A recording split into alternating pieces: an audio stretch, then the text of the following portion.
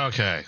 I always have to make sure that everything's working okay because for some odd reason, this channel gets wonky on OBS. How's everybody doing? It is Saturday. EDC Squirrel here. How's everybody doing today? Hey, Cluster Duck, Fog, Terry, Kyle, Waylon. Glad you guys could make it.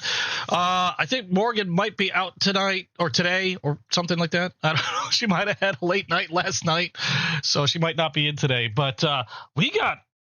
Oh, my God. Okay, I might have gone a little overboard. I know I'm trying to save money for a trip. And this is a whole bunch of stuff that made it in. That there was a bunch of stuff that was delayed, and everything made it in. Like last minute, I had like a big shipment today. Didn't expect. I expected stuff to be spread out more. Like stuff actually made it in early today, as opposed to like getting delayed by USPS. So I have quite a few things to show. Hey, Snake, how you doing? Glad you can make it. Just chilling out. Well, I'm glad you can chill out with me over here. Now, like I said in the title, we've got like some case, we got some cold steel, and again, a lot more made it in than I expected it today. Like I said, the stuff just got in actually early, and which makes me wonder about like next week, what I'm going to do for next week.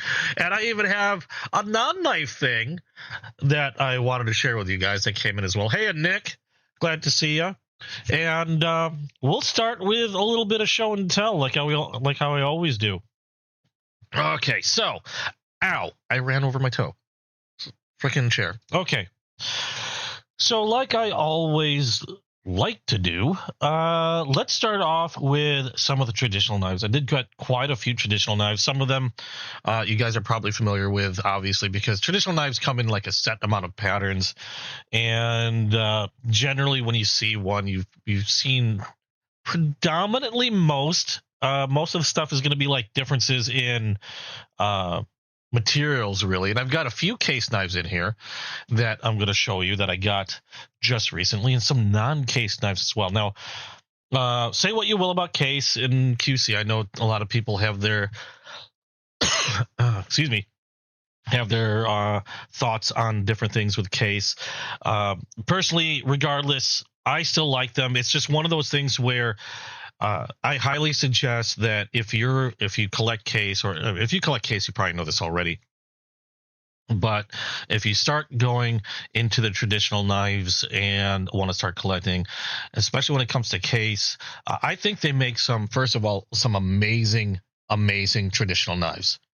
However, I will say that if at all possible, go to somewhere where you can check the knife that you're purchasing. You can go over it yourself, or like me, I do a lot of my purchasing through Whatnot, which is an online auction app, and I buy a lot of them I've got like a couple sellers that I like to purchase from, namely Chasing Blades. I think I buy the most from Chasing Blades, and RL Simp. And the nice thing about them is, even though I'm not able to check over them myself, they're able to go over each and every one for me. And a lot of times, if they have more than one available, I can have my pick as well, which is really cool about them. Now, the ones I'm about to show you, these in particular, came from Chasing Blades. I'm not the biggest collector of knives like these, although I'm finding more and more of these knives. A lot of these knives are finding their way into my pocket because they're so easy to carry. And the first knife that I've got here, this is called a Peanut. And this one happens to be in, what is this? Blue Bone Rogers Corncob Jig. And the Peanut is kind of, in a way, now there is something called a mini trapper, which is about the same size, a two-bladed miniature version of your standard trapper. Now, this is not a trapper, it's called a Peanut, and I think the big difference between a Peanut and the trapper, although they do both have two blades to them. Now, this is, again, Blue Corncob Jig. There we go. I think they call that the Chevy badge, that particular shape.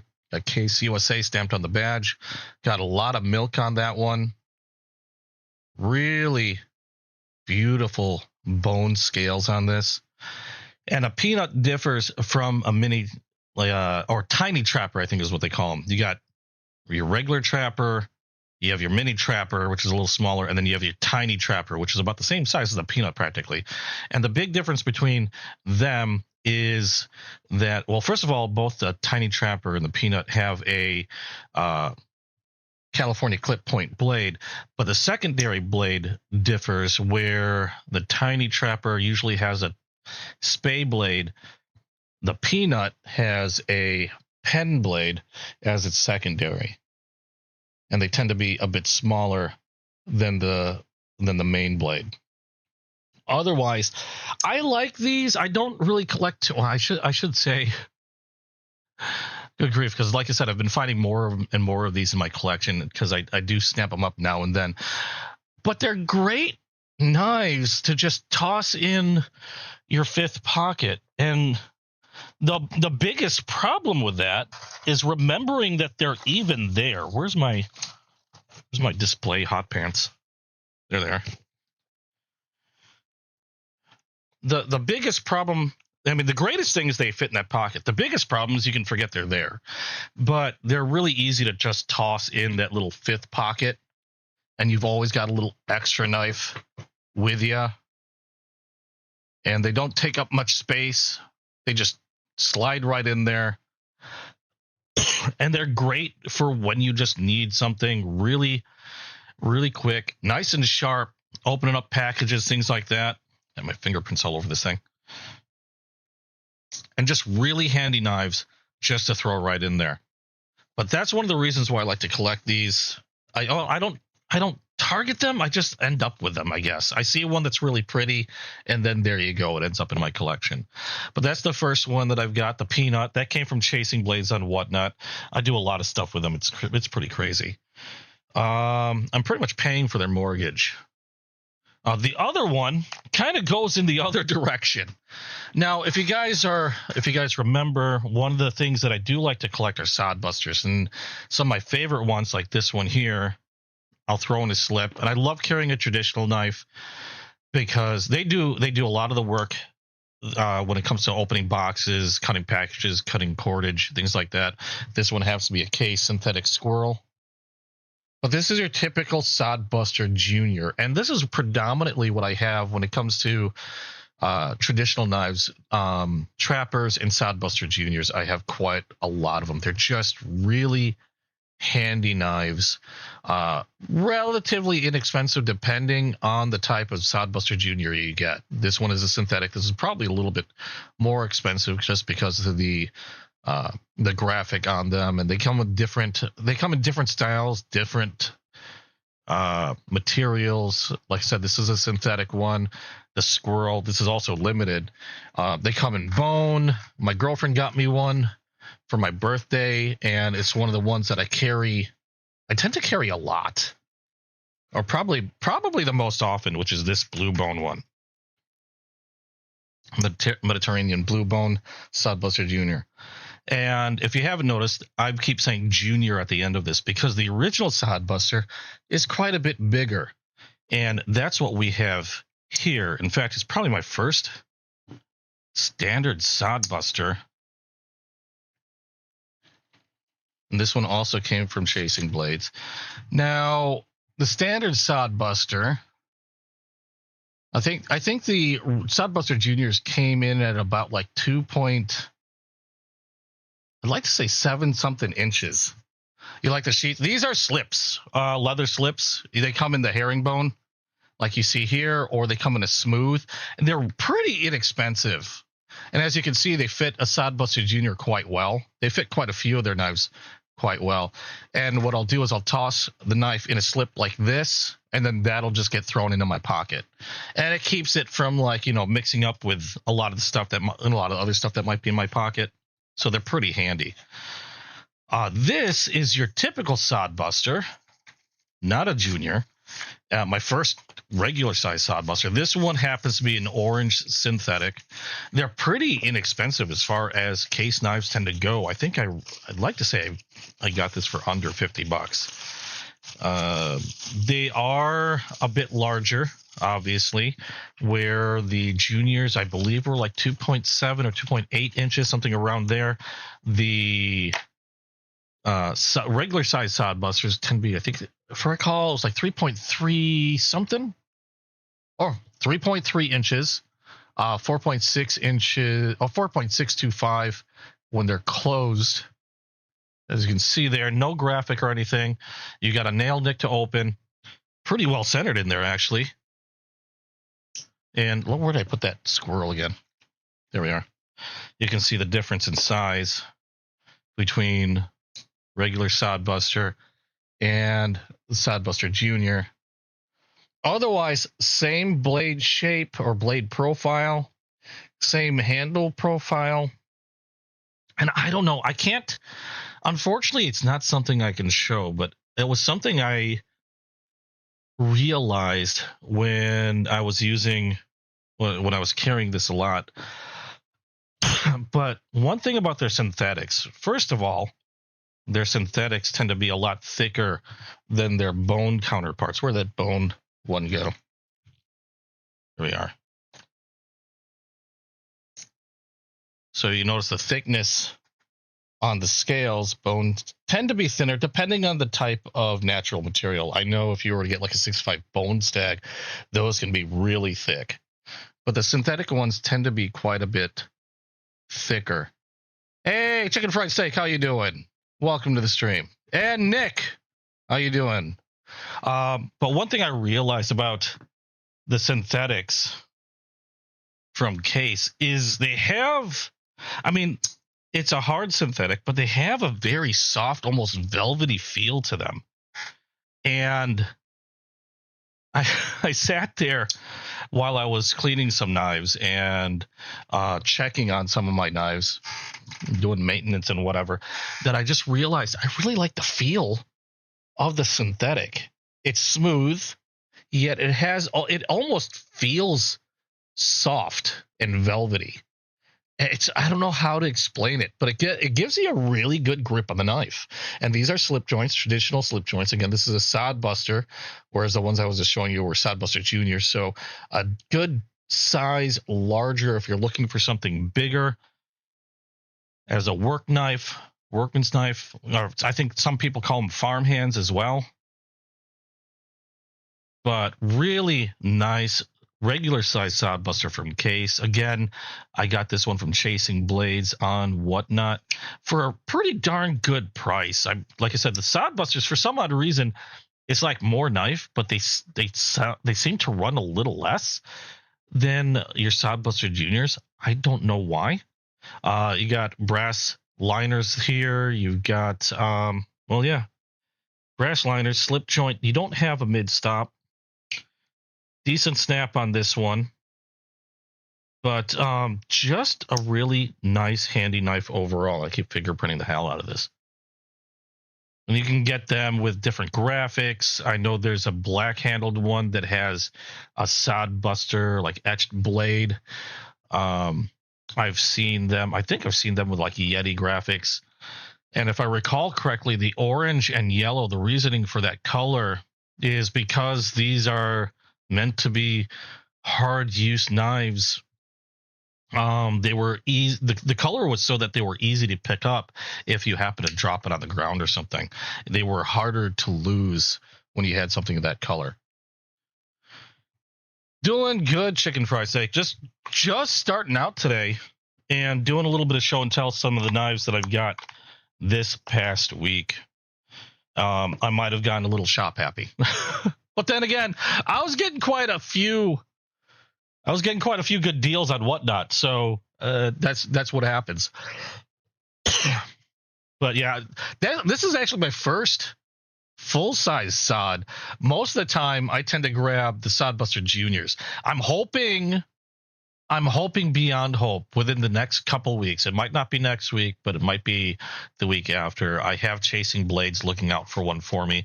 I'm trying to get a hold of a Tequila Sunrise Sodbuster Junior because I want to burn that live also. I want to see how the Tequila Sunrise looks when I do a good toasting.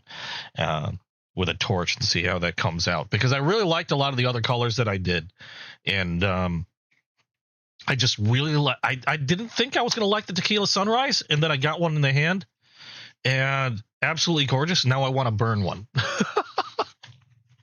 All right, the other one, we've got two more that I got from Chasing Blades on Whatnot. Again, Whatnot is an online auction app. If you go on there and you do some knife hunting, I highly suggest, if you like traditional knives, I highly suggest checking out Chasing Blades. They're probably my favorite traditional knife seller. They do some moderns as well, but most of their bread and butter comes from traditional knives, either Case and other manufacturers as well. But I love going through them. They're actually in Canton, Texas right now at, as far as from what I understand, like the biggest flea market. They have a stall there this weekend, and they're at Canton, Texas. I can't remember the location of their table, but I'd like to say it's like something like Building 4 or something like that. And he actually called me this weekend, Mike from Chasing Blades. Excuse me, because I've always wanted to get a rabbit fur, because he has a rabbit fur that he has on the table when he's doing his Whatnot shows. And he called me. He found a vendor over there with rabbit fur, cow hides, and a whole bunch of different furs. And he picked up 2 rabbit furs for me. So you might see the table change a little bit. We might have some rabbit fur here in the next week or two. So hopefully soon. You gotta catch them all. You have a fixed blade that's just like that's bright orange for when you exactly. It just makes it a lot easier to see if you were to drop this on the ground. And I think that's what the idea was behind having a bright orange or a bright yellow color for these synthetics. Is just so it makes it a lot easier to see. Now, sheath is bright or no, Moronev. I want to get a Moronev. I don't even know if I'm pronouncing it right. They're kind of goofy looking, but I keep hearing all about them. I do want to pick one up.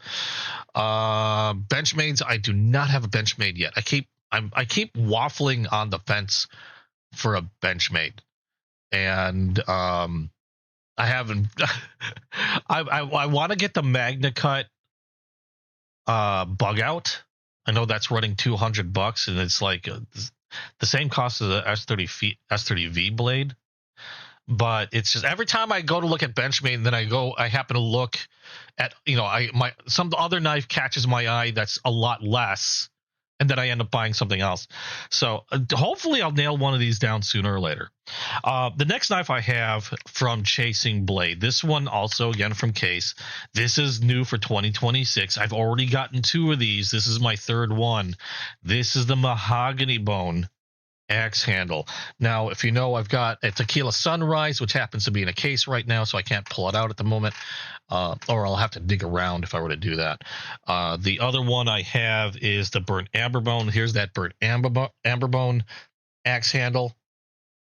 Absolutely. These are quickly becoming some of my favorite knives. I just love the feel of the axe handle in the hand, and it's a great size blade at under 3 inches. How large is this blade? I've had it down here somewhere. I believe they are 2.74 inches. Clip point blade. Let me pull this one out. This is the Mahogany Bone again, with a 2.74 inch clip point blade. I love the color of that bone. What kind of jigging is this? Peach seed jig. Okay, that's what I thought. Then this is also one of their pocket warrants. Peach seed jig, Mahogany Bone. I love the reddish color. You got some milk poking through here. And also on the edges, brass liners, nickel silver bolster. I just love the feel of these in the hand. That axe handle feels excellent in there, and I just really like them. They also have a nice half stop, which is something I don't see too often on knives like this from Case. I don't know why more don't have them, but makes it a bit easier. I'm going to be a little bit careful. I already sliced myself once making a video just this last week. You can't barely see the cut. This is why I like my blade super sharp. You can barely see it now on my thumb. But good God, they're not very big, but Jeebus, do they bleed. Anyway, love the look of this pocket worn peach seed jig. Love the color. Again, got it from Chasing Blades. I got lucky enough that he managed to find, get one, and not only get one, but hold it for me. And I was able to snap it up. There's a few others that I do want in this same pattern. I'm still looking at the 6.5s. The 6.5s look gorgeous. They also have a buffalo horn, and various other materials, but the 6.5 and the buffalo horn are the other two that I'm really, really hoping to get soon. Maybe the green gator jig. I think they have a green gator jig and axe handle. Maybe one of those as well. But I'm really hunting down the buffalo horn and the 6.5 bone stack. Interesting enough, and I don't know if any of you guys, if you guys are big into traditional knives, let me know, because I've heard a rumor, which is kind of odd because, again, the axe handles are new for 2026, and they have it in that material. But I heard a rumor that Case might stop or end the buffalo horn line. So that's what I've heard, that they're going to stop using buffalo horn. I don't, for whatever reason, if they're just like, wanting to do something new, or they just want to end the line, like how they put in the things in the vault. These are going to run. They vary a little bit, and also depends on where you go, because the axe handles tend to go out of stock really, really fast. In fact, I'm pretty sure that these are currently out of stock and are on back order. I think they vary between anywhere. I think I've seen them for like roughly around $80 to like $90, depending on the scale material. And that's retail price is generally around like 80 to 90 bucks. You got to be careful though, because right now, like I said, a lot of them are out of stock or on back order. One of the few places I still can see or find them relatively easily is on Whatnot or like eBay. The problem with that is, like on Whatnot being a live auction site, if you're trying to nab one on auction, since these are getting harder and harder to get, people snap them up and they're willing to pay a lot more. I've seen axe handles go for like over $100, like 120 bucks. When if you're able to find one on retail, you can save considerably less and get them, get the same knife for like around 80 bucks. So do be careful on where you go on Whatnot. Chasing Blades is one of the few that if they get them in, they start them at their retail price. So unless, the only way they go up is if people bid them up, which a lot of times they end up doing. I get a little sneaky when I get mine. I talk to sellers, and I also package deals and stuff like that. So nobody really knows what I'm getting, and I'm usually getting a package deal with something that I've been hunting for included. So that's kind of how I get mine somewhat sneaky. Because I know if I were to just tell them, like if they showed me an axe handle and I just told them to go ahead and run it and they threw it on the auction and started it, there's no way I'm just paying retail price for it, because people are going to bid it up. So I have to be very tactical when I'm trying to get a knife at its retail price. But Chasing Blades is really good about not inflating the price themselves, where I've seen other sellers start these knives at like $100 just because they know they're hard to get and that people are going to pay for them. So do shop around when you're looking at axe handles. They're in regular production, so these aren't exactly limited. It's just people have been really liking these axe handle knives that they've been snapping them up left and right, which just makes them really hard for, makes it hard for Case to keep up. But I've been pretty lucky. This is my third axe handle. Like I said, this is the mahogany. I've got the Tequila Sunrise, which is widely popular, the tequilas. And I showed you the amber bone as well, which was this one here. So that's the other one. I got one more that came from Chasing Blades. And this one's an interesting one because this is not a case. This is my first from this brand. And what did you say? Hey, Lone Star, how you doing? Carry the day. Cold Steel, Mayhem, and Civivi Altus. Nice. I'm familiar with the Altus. I'm not sure about the Mayhem. I think somebody's mentioned the Mayhem before. While I'm doing this, feel free. Let me know what you're carrying in your pocket. I should show you what I'm carrying in my pocket before I go forward.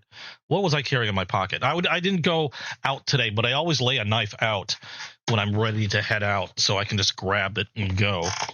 And where did I put it? Well, actually, this was the one. Was my Squirrel. That's my traditional knife that I had in my pocket, that I was going to put in my pocket. Where did I put I had it on my EDC tray. And I promptly took it off for whatever reason. I don't know why I took it off. There it is. And I had my Andrew Dumco 80 20.5 Shark Lock in the shark foot, I think they call it, blade. But that was this. Well, if I did go out, this was going to be my EDC carry. It'll probably be tomorrow if I go out tomorrow. But that was, or would be, what would be in my pocket today, were the Squirrel Sodbuster Jr. and the 80 20.5. Awesome knife. Let me go put this back on my tray there.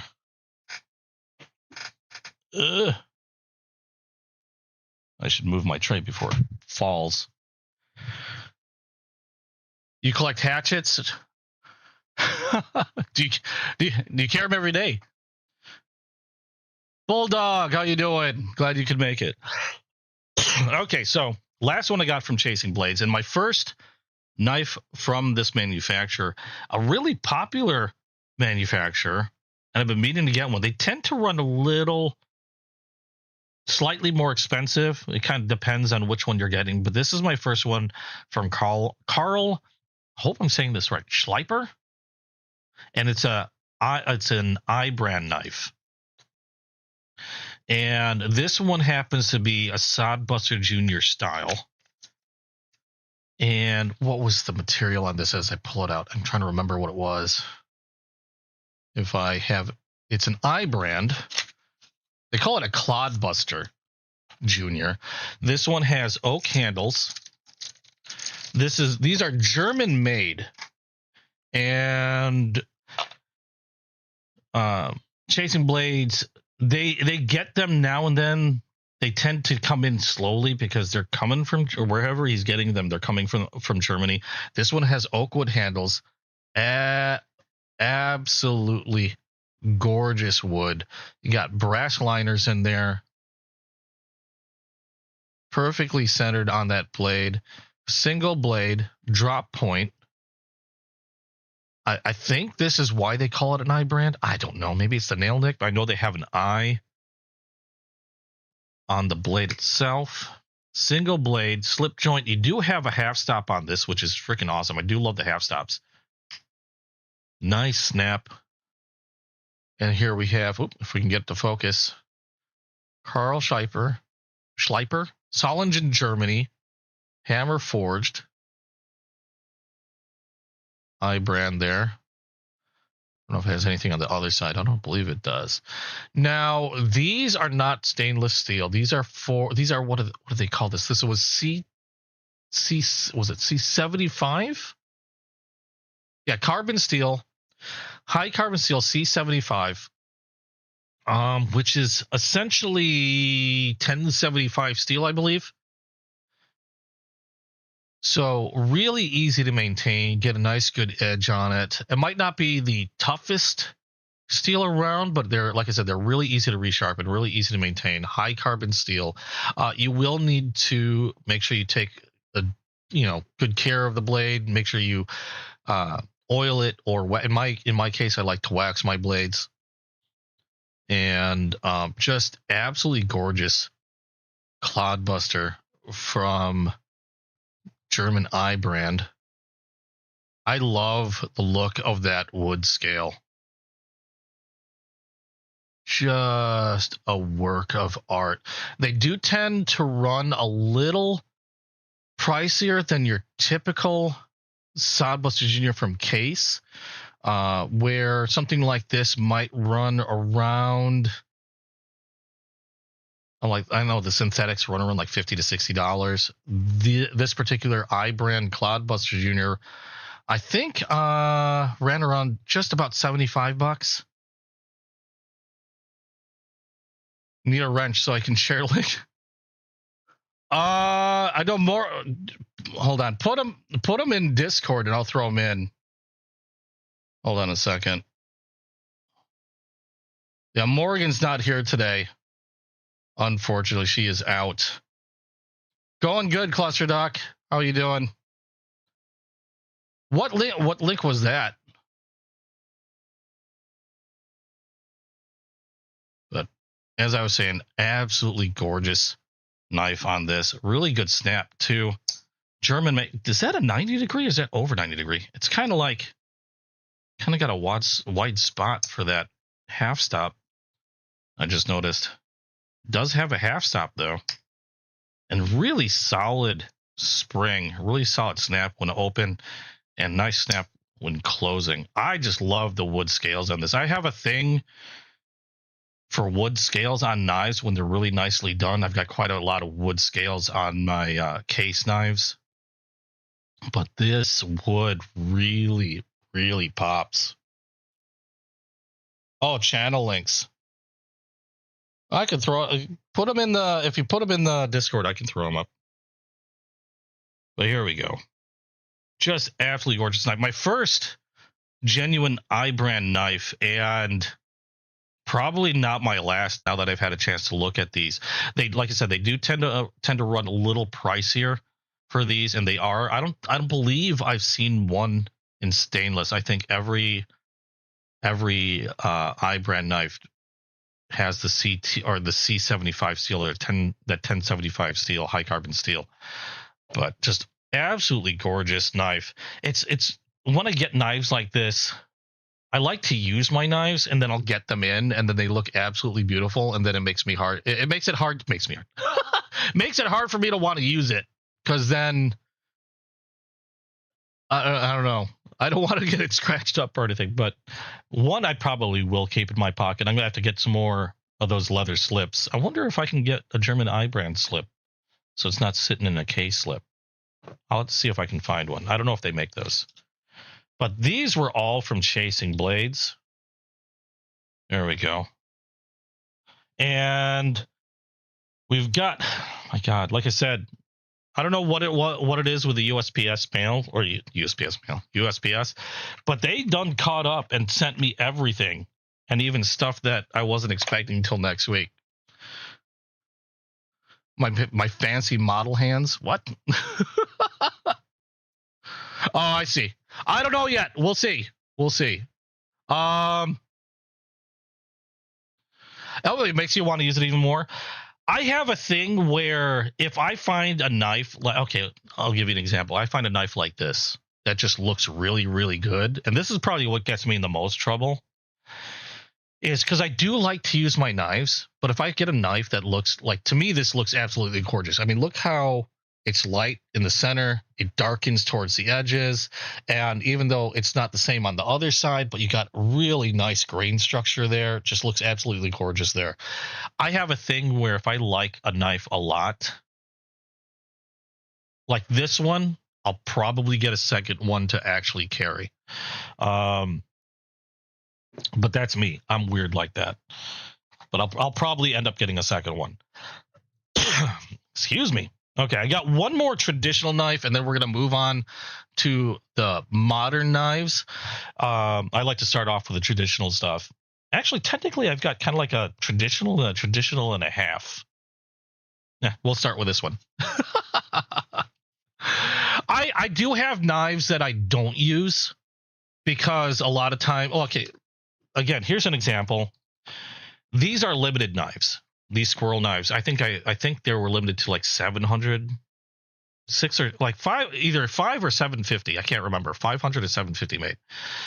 And I didn't want to be left in the dark if something were to happen to this knife if I were to carry it. I do carry this knife a lot. So this is my second one. I have another one that sits in a case, kind of like a display knife. So I got a second one, and I do carry this one on occasion to throw it in a slip, and I throw it in my pocket. So this way I have one to carry, and if something were to happen to this, I've already have another one. It's just like ease of worry. I do have other knives that I collect that don't get used because they either have a certain sentimental value. They're either sentimental, they're very limited and hard to replace, things like that. If they're very limited and hard to replace, a lot of times what I'll do is I'll either buy a budget version, like a second one. I'll try to get my hands on 2, things like that. And if I really like to carry it around, I'll have one in my collection, and I'll get a second one to actually carry and use. But like I said, I'm weird like that. It tends to get me in trouble because, of course, obviously that makes things a lot more expensive. This last traditional that I have, this one came from Whatnot as well, except it did not come from Chasing Blades. I'm trying to talk them into getting more of these. This one came from Bardstown. Oh my God, I'm flubbing the name. Hold on, let me open my Whatnot just to make sure I got the name exactly as it's supposed to be. And then I can show this one. Why is my Whatnot not opening? Open, says me. And somebody's sending messages to me on Whatnot.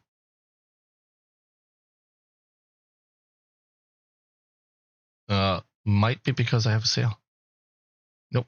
Bardstown Blades Company. Bardstown Blades Company on Whatnot is where I got this. And this is another Rosecraft. Rosecraftblades.com. And what we have here, this was a new release. This one actually, I think, just dropped. Was it the 28th? Just this last week. It just dropped. I think it was Tuesday of this week, and I'm surprised I got it already. But this was, what's this one called? This one was called the Rosecraft Birchfield Camp Jack Brown Jig Bone. And they have 2 variations. I have the brown jig bone. They have a green jig bone also in the same pattern. And as you can see here, again, brown, you got a unstamped shield. You got pinched bolsters on each side. Nice, decently thick brown bone.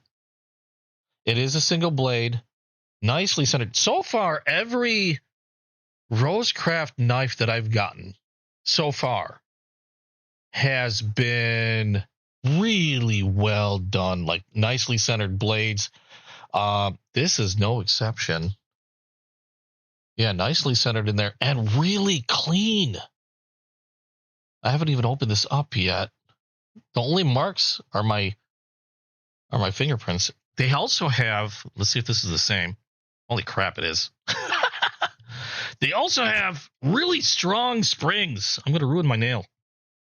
You've got a relatively long nail nick, like a French pull, clip point blade, really strong springs, nice midpoint stop or mid stop, and really clean looking and polished on the inside as well. They are doing a really great job with these Rosecraft knives. So far, now this is what? 1, 2, 3. This is my 4th Rosecraft, and every Rosecraft I've gotten, my 4th one, has been just like this, perfectly centered, really clean on the inside. There's Rosecraft in there, and made in China. You can see the China sticker there. And this one is, like my others, in 14C28 and steel, which I really like. Being a nice stainless steel, easy to maintain, easy to sharpen, could get a really nice edge on that. Nice tough steel. And and just really gorgeous and well done on the jigging, the coloring, clean and smooth. And like I said, really strong spring on this. That's got to snap. I'm really glad it's got a half stop with how strong that spring is. But I've been really impressed with the Rosecraft blades. They've been just doing a great job. Now, there is a problem with these, unfortunately, and that's because these have been getting more and more popular as time goes on. Every time I see these, they go out of stock, at least on the webpage. They're gone. They were gone. I mean, like I said, these just came out this last Tuesday, I believe, which I think was the 28th. And I managed to snag this one off of Bardstown Blades Company on Whatnot. And like I said, I was surprised to get it already. I could have sworn it just shipped out like 2 days ago. And they are a qualified seller for Rosecraft blades. They had this one. They have the green one. I don't know if they still have them because they tend to go pretty darn quick. And these are running, at least on the website, the normal cost is about $63, $62.99. But just really, really nice traditional knives. Really great snap. Really good quality so far. I've been just every one that I've had. And I've tried different retailers as well. I've gotten, like, I think 2 of my Rosecrafts have come from Bardstown Blades Company, and then I've had one come from, I believe it was Knife Center, and then I had another one come from another retailer. And so across the board so far, they've all come the same way with nicely centered blades, really strong snap, nice and clean on the inside.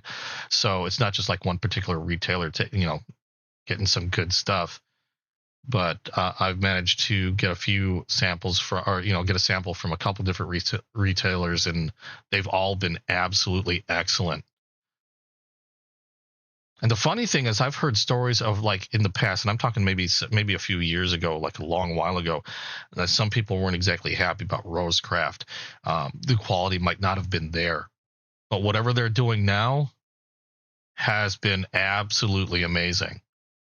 And again, 14C28 and steel. I think some of their previous offerings were in D2, which is a decent steel. You can keep, it keeps its edge for a nice long time, but it's not a stainless steel, so you still have to be careful, take care of it. Kind of like how you have to watch out for, like, as long as you maintain it well, oil the blades or wax them, and they'll last a good long time. Same thing with D2. But I really like 14C28N. Just a little less, to have to worry about in terms of corrosion. And really nice snap on these. Excellent knife from Rosecraft Blades. But that's another one that came in a lot earlier than I expected. And I've got like 1, 2, 3. I still got 5 more knives to go. Oh, God. Enjoying them for what they are. Don't have to carry. Yeah. Enjoy them for what I've mentioned it before. The reason why I like collecting the knives is they're like working pieces of art. That's the way I see them. Art that you can use, functional art. And they're just handy in a pinch also. I mean, who would need to carry a knife on them? But yeah, there's some that I don't carry specifically because, like I said before, they're either really expensive to replace, they're really limited, so they might be hard to get. And so they're more in my collection, kind of like conversation pieces and such. But I collect them nonetheless because I like to collect knives. That's who I am. All right, so now kind of still moving on, still kind of traditional in a way. More like a modern traditional, sort of. This one was from SMKW, and I got a couple things from them. This one, you've seen before. I got one last week, and I had to get the companion to it. And this is the SMKW exclusive peanut butter and jelly. This is I think they call this the Tinker Victorinox Swiss Army knife This was the smaller version. I had the bigger version, the PB&J. They were going on sale. They still are on sale as far as I know. I think the larger one was 30 some odd, maybe $30. Normal price, on sale for like 25. This one, I think regular price was like 25 or 26, and it was on sale for about 20 bucks. And this one is just a more it's just a smaller version, doesn't contain nearly as much. You still have a pen blade as your main. That, I don't know how big that is. That's about an inch, a little over an inch, maybe an inch and an eighth or something like that. So you got your pen blade, and Victorinox uses a proprietary type of steel for their blades, maybe a slight variation for their tools. This one has that pen blade. This one also has a metal file, and screwdriver. Can't remember the size of the screwdriver. Right there. You've got your key ring. And then this one, you have your scissors on the other side. I just thought it was a really neat get. I mean, again, it was on sale for 20 bucks. I already just got the larger one for 25, and these were still in stock. So I figured, why the hell not grab one for 20 bucks? You got your scissors there, and then you still have your toothpick and your tweezers. Which one's this? There it is. Wow, that Rosecraft blade was really strong, chipping my nail there. Got your tweezers on one side, and you got your toothpick on the other. And there you go, just 20 bucks for a peanut butter and jelly exclusive Victorinox. Just really neat little this is something to toss in the backpack, or clip to your backpack zipper or something. Just a really neat little Swiss Army knife, the original Swiss Army knife. I think you had Victorinox, and I forgot the other one. There were two manufacturers for Swiss Army knives, and they each used a different tagline. I know Victorinox used the original Swiss Army knife, and I think the other one used genuine Swiss Army knife. And they both produced for a very long time these type of knives for the Swiss Army. So there you go, and there you got the SMKW marking on the bottom, showing that it's an exclusive, the peanut butter and jelly graphic, as opposed to just the colors. The peanut butter and jelly graphic and the Swiss Army logo right there. The classic knives, just really neat little knives. I might just clip this onto like a zipper, and it'll just hang there, because who couldn't use just an extra knife just in case? Two is one is none. That's how I see it. Now, again, I got that from smkw.com. I did get something in conjunction with it, because paying $7 in shipping for a $20 knife is kind of ridiculous. So I had to make it worth my while. And in order to do that, I picked up a new Civivi. And it's been a while, actually, since I picked up a Civivi knife. I do have quite a lot of Civivi knives. It's just been a long while. I've been distracted by a lot of other manufacturers, namely Concept or Met's been taking a lot of my money. This one is from Civivi. This one is another exclusive from SMKW that kind of made it worth it in order to pay for the shipping. This one is actually one of my favorite knives from Civivi. And this comes in also their peanut butter and jelly line. So we got a peanut butter and jelly SMKW exclusive Civivi Yonder. The Yonder was, if I remember correctly, like a Blade Show award winner for, I think it was like 2024. Was it 23 or 24? But it was a major award winner for I'd like to say for Blade Show. This one comes in G10 scales in SMKW's peanut butter and jelly colors.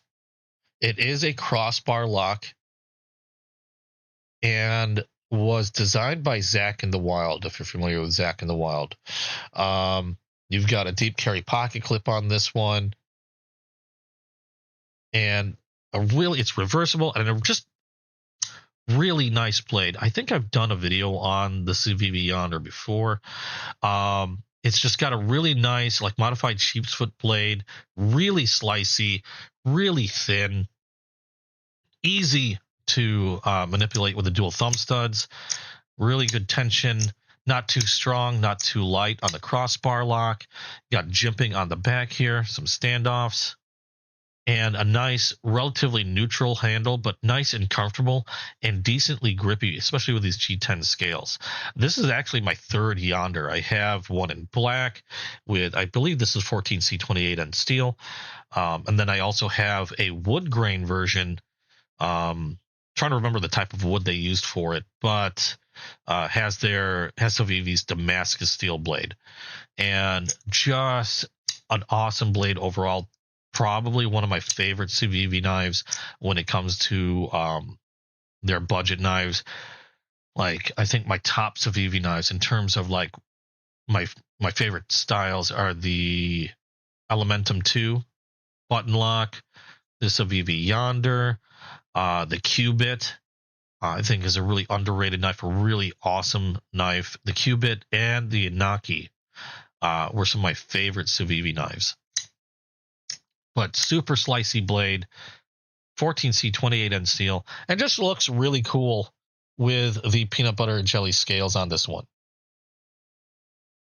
I don't know what it is with a PB&J that, why SMKW likes to do it. I do know that the PB&J case knives are super popular, and I believe these are still in stock along with the Victorinox. But the case knives, I know when they come in PB&J, they tend to sell out in like an hour or so as soon as they drop. Thankfully, they still have these in stock. I still think they have more in stock. So if you're looking for something in the PB&J colors, something just a little bit unique, but want a really good budget knife, I think these are under $60, even with the PB&J scales. Really awesome knife. One of my favorite Civivi knives. And Civivi models, to be quite honest. Just super, super great utility, everyday carry. I mean, I love the profile of the knife. Nice and slicey and just easy to manipulate. And this one looks really sharp in those colors as well. Hey, Ascens, how you doing? Do I prefer washers or bearings? It depends. Now, for me, in my typical everyday carry, every day, I'm not like walking the woods a lot. I'm a suburbanite. If I'm using a knife, a lot of times it's going to be used on packaging, or I'm cutting cordage, breaking down boxes. I'm not cutting tree limbs or having to baton knives through for firewood. So for me it really doesn't matter. I do like the smoothness and the speed and quickness of ball bearings, but if I feel like I'm going to need the knife for something harder use, or I feel like I'm going to be in a situation where I might be getting a little dirtier, like say I do get invited to camp out or something like that, or we're heading out, or I'm going fishing. Okay. Then in that case, I like to bring, well, first of all, something stainless steel. But in that case, I like to bring something with washers. Washers in outdoor settings, I feel, tend to be better because there's less chance for grit to get in there, where, dirt and stuff can really muck up ball bearings, so you have to clean them out. Washers there's less chance for it to get in there and muck up how the blade, the blade movement and blade function. So, like if I were to go fishing or something, I might take along something like my Magna Cut Sage 5. Okay, I also have this in Spy 27. I'll take something like that along, or my Native 5 in Spy 27. Because there's less chance for it to get all screwed up, get dirt in there, get all, if it drops in the mud, they're generally still going to function perfectly fine. Where something with ball bearings might get all gunked up and might not, might start feeling gritty. You'll have to take it apart and clean it out, things like that. But generally, because I don't find myself in those situations all too often, I'm perfectly fine with ceramic ball bearings. I do love the way they feel and how quick they can be. Not to say that Spyderco knives aren't very fast. The washers seem to be just as quick, but just less chance of getting gunked up. Where's that? Like, I can still flick these out pretty fast. This is my Manix 2. So, yeah, I would say if you find yourself getting into things where things might getting a little dirty, I would stick with washers personally. If you're like me, a suburbanite, or you're, office worker, you're not finding yourself in the muck all that often, either one, take your pick, go for it. I like to carry, and that's another reason why I like to carry traditional knives. So when I carry a traditional knife, this is the traditional knives. I'll carry like one modern, and I'll carry a traditional on me, usually in a slip.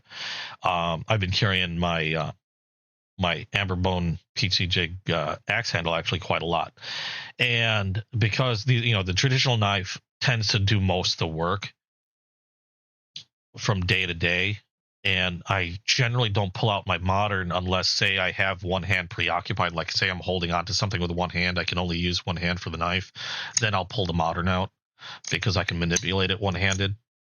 But if time isn't an issue, if I have both hands free, then a lot of times I'll pull out my traditional, and then this will do most of the work. Most of the cutting I might do for that day, like opening packages and stuff, if I'm not in a rush, not in a hurry, and I have both hands free.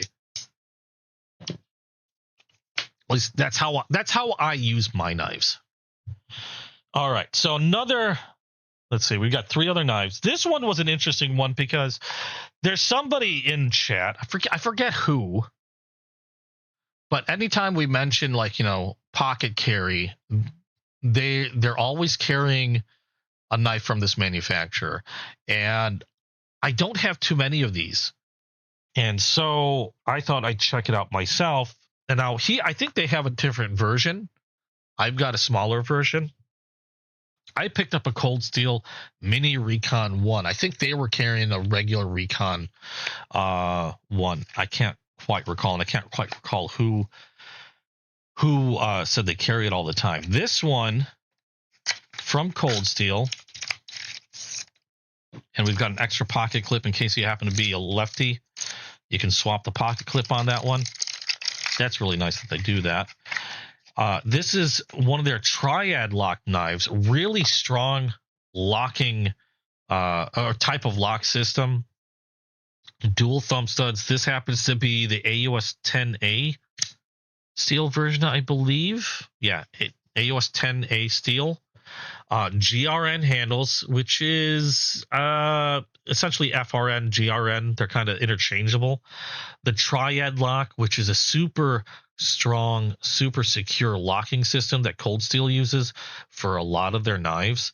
So it's not the most fidgety knife in the world, but like this is when you're talking about, like, if washers and bearings, this I believe runs on washers as well. This is a really hard use knife.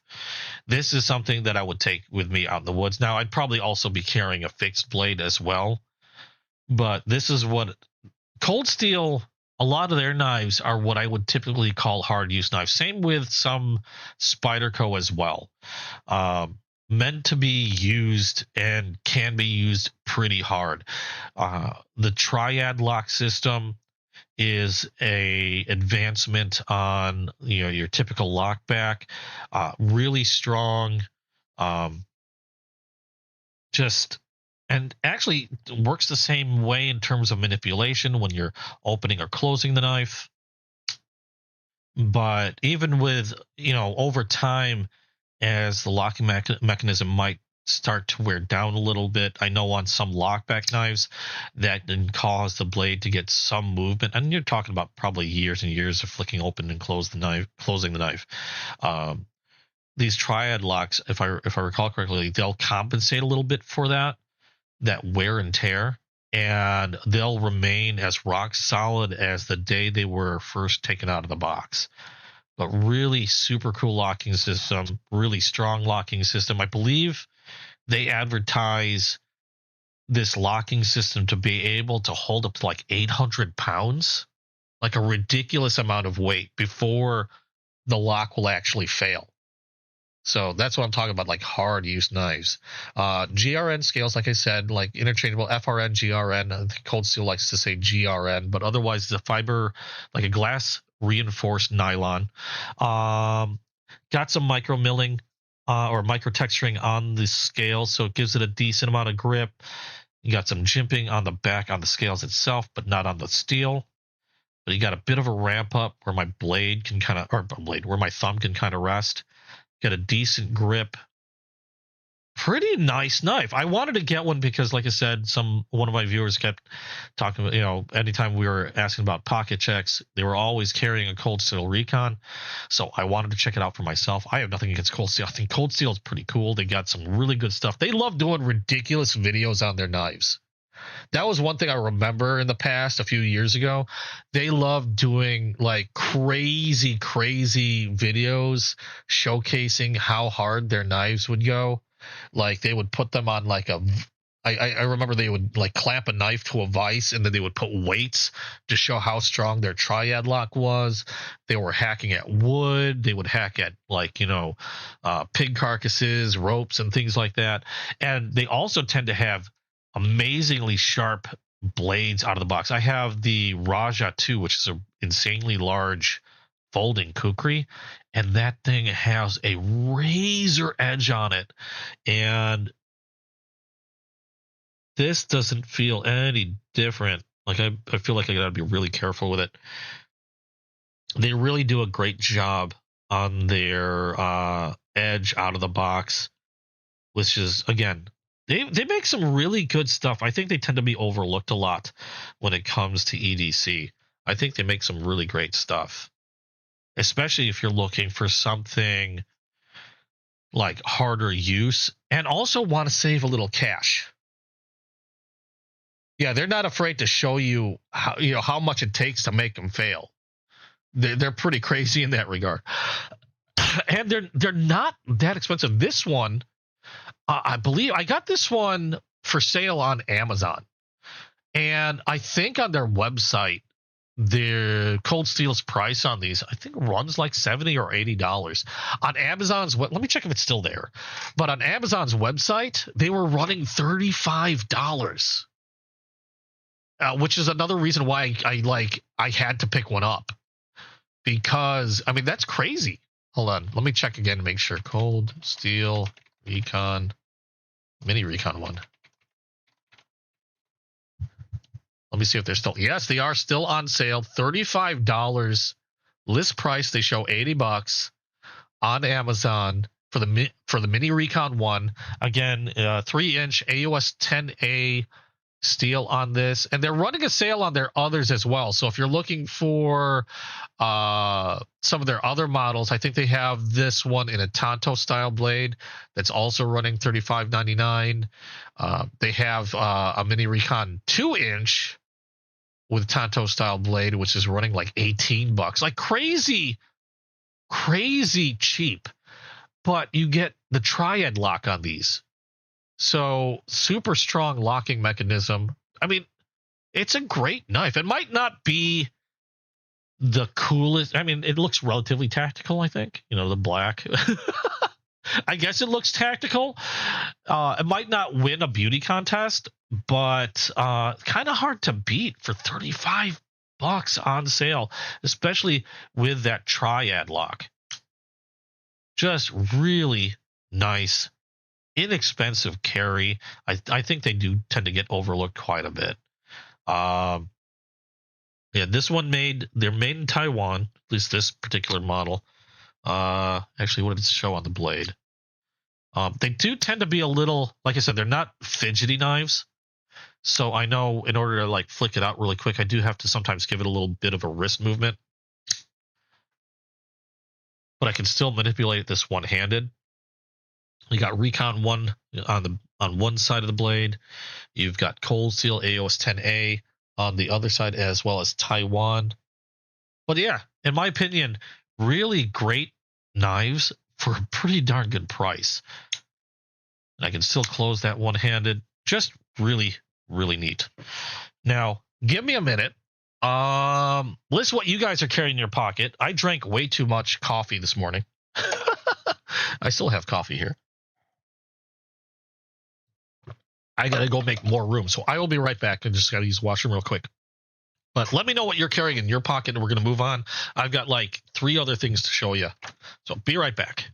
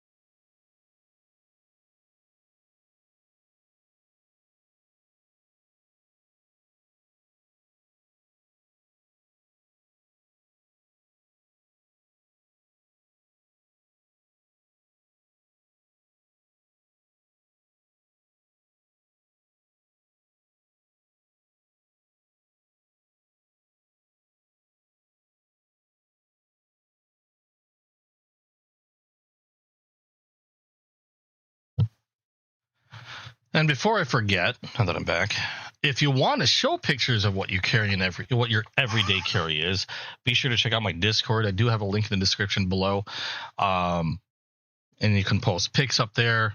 Like to show off any new stuff that you got, or have any questions.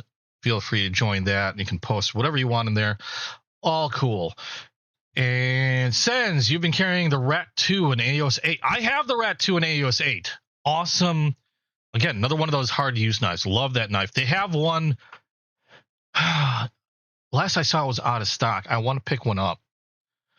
I think it was like sub $100? They have the Rat 1.5 in Magna Cut, and I really, really want to pick one of those up soon. Magna Cut just happens to be one of my favorite steels. So seeing the Rat coming in Magna Cut, I really want to get one. If not, hopefully maybe one of the S35VN steels too, because I know they get the Rat 2 in that steel. But awesome carry. Let's see here. 2 more knives, and then one that's not a knife, but it's an EDC thing, and I want to do more of these if I can.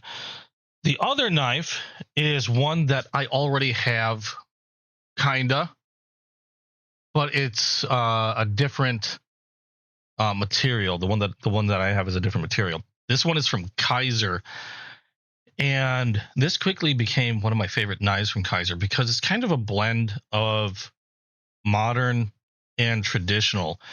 This particular one, let's pop this one open, is called the Trestle. Now, I have this in a Damascus. Where is it? Let me grab my other one first. The one that I got originally is in Damascus steel with wood inlays on, I believe, aluminum scales. I can't quite recall. But it's an acid wash clip point blade, which just looks absolutely gorgeous. And I actually really like carrying this knife as well on occasion. It's a slip joint with a really neat greater than 90% or 90 degree angle mid stop. Just a nice traditional styled knife with modern materials, and I keep this in a slip as well, and I'll toss that in my pocket on occasion. I liked it so much that when I saw this, I had to go grab it. This is another trestle. However, this one I believe, is that G10 or Micarta? You know what? I don't know. I can't recall. Where was it? This one, I believe. I'd like to say it's Micarta. Yeah, okay. It is. Micarta with a vortex pattern, they call it. The blue vortex looks really, really cool. I thought it was G10 because usually I'll see patterns like this on G10. Oh, it's 95 at the moment. But yeah, it's a slightly longer blade. It's a 3.25-inch blade for the 1.5 Rat. That's the only thing. I wish they came out with that in the Rat 2 model. I would have liked that probably a little better. This trestle, again, Micarta scales. I believe that's, again, I believe it's aluminum scales with Micarta inlays. And this one is in Nitro V steel. Let's see if it says that on that. There you go. Trestle D, designed by Azo. There we go. My hand will quit shaking. And the blade shape on this one's a little different. This one's a drop point blade. As you can see, same greater than 90-degree half stop, except with a drop point. Where did I put that other one? So we can compare the two and see it a little easier. Just a really cool traditional knife done with modern materials, which I really, really like. You can see the difference in the two models there. So we've got the clip point in Damascus, acid wash Damascus, and now we have Nitro V with a drop point blade. This one is going to be one I know I'm going to start carrying quite a bit of. It's going to be spending quite a bit of time in my pocket, just because I really, really like these trestles. I think these were some of the coolest knives that Kizer came out with. These slip joint models. They have another slip joint. I can't recall the name of it. I can't remember if it's bigger or smaller. But I'm going to have to check them out. So I think they do a fantastic job with their slip joint knives. Perfectly centered in there. Really good snap. Great blades. Great blade profile. Nice strong springs. Got some jimping on the back here. Feels really good in the hand. Nice and grippy because of that inlay. Just really, really neat blade. And in Nitro V. So don't have to worry about any, or not so much about corrosion resistance as you would like on a Damascus steel or some like a high carbon steel. But that one was from Kizer. I'm running out of room on this table here. Got one more knife, and this was probably the priciest knife of the bunch. I did not expect this to come this week either. And kept telling myself I wasn't going to get one of these because they were pricey. And then I got a really good deal from Blade City. And this is a Ramet. And you guys know how much I like Ramet knives. This one just came in this week. I wasn't expecting it until next week. Oh, this one hurt. This one has caused me to eat a lot of ramen this week. This is why my blood pressure is so high. But this is from Ramet. This is going to be called, I love the name of this one. Hold on. Grab this out of the pouch there. Haven't even done a video on this one yet. This is called the Infinite Power. Love the name. This one was just really neat looking. It's one of their premium knives.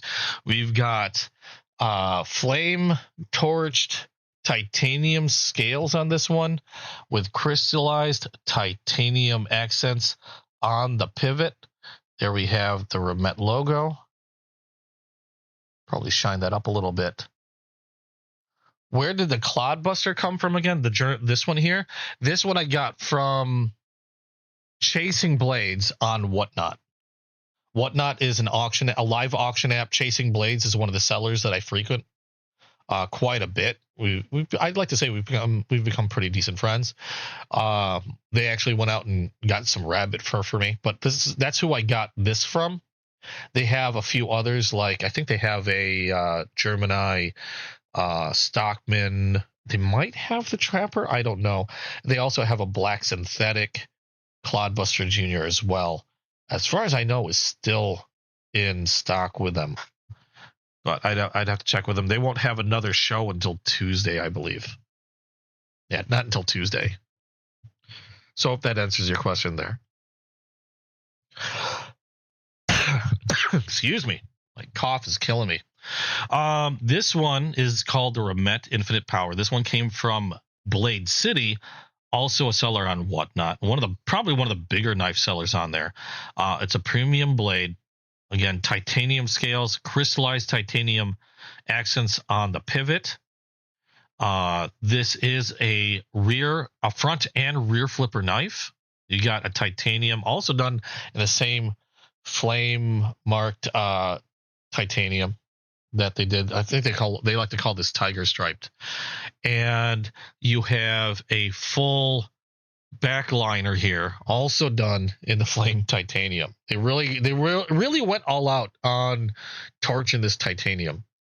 So what we have here, this is the Infinite Power, rear flipper and front flipper.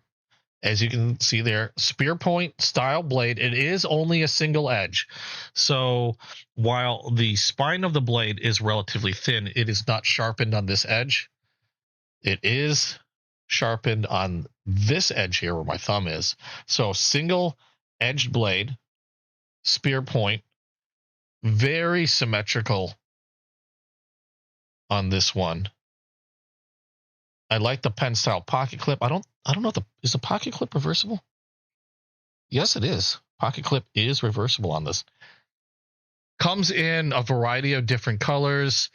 This one I just liked. This is the second flamed titanium knife that I have, which I just thought looked really neat. They have more classier looking versions, like a black and gold, a black and black and blade, things like that.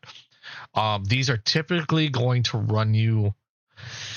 Hold on, where's my girlfriend? Let me close the door.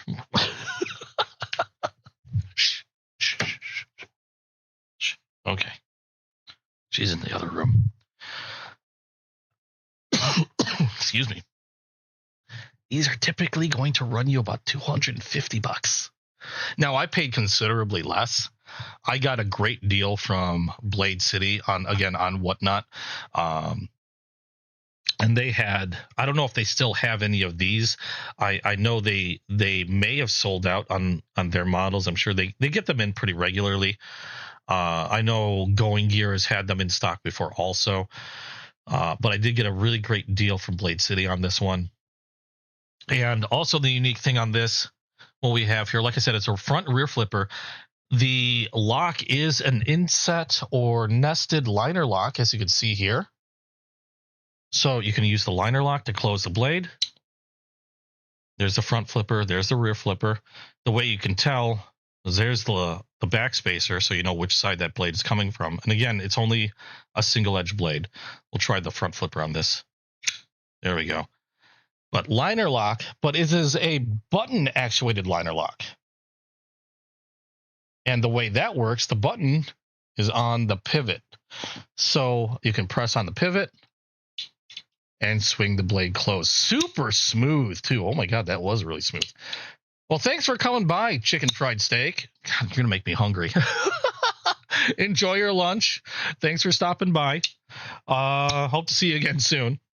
So yeah, you have a button actuated liner lock. So you have the choice of using the button, or you still can put your thumb and press it through, press the liner lock in to close the blade. Either way, the button works really well, by the way, on that pivot. And I know some people tend to be a little sketchy about button pivot locks. I don't even know. Yeah, a button lock on the pivot. I'm just going to call it a pivot button. There we go.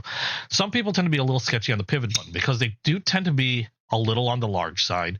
And sometimes they're worried that it can be very easy to accidentally press and close. Now, if I'm holding this knife, my fingers don't really get to the point of where I might accidentally, maybe if I hold it like this, maybe it can get close to pressing that button. But if you're worried about accidentally pressing that button, if you look on the other side of this one, you see a little switch.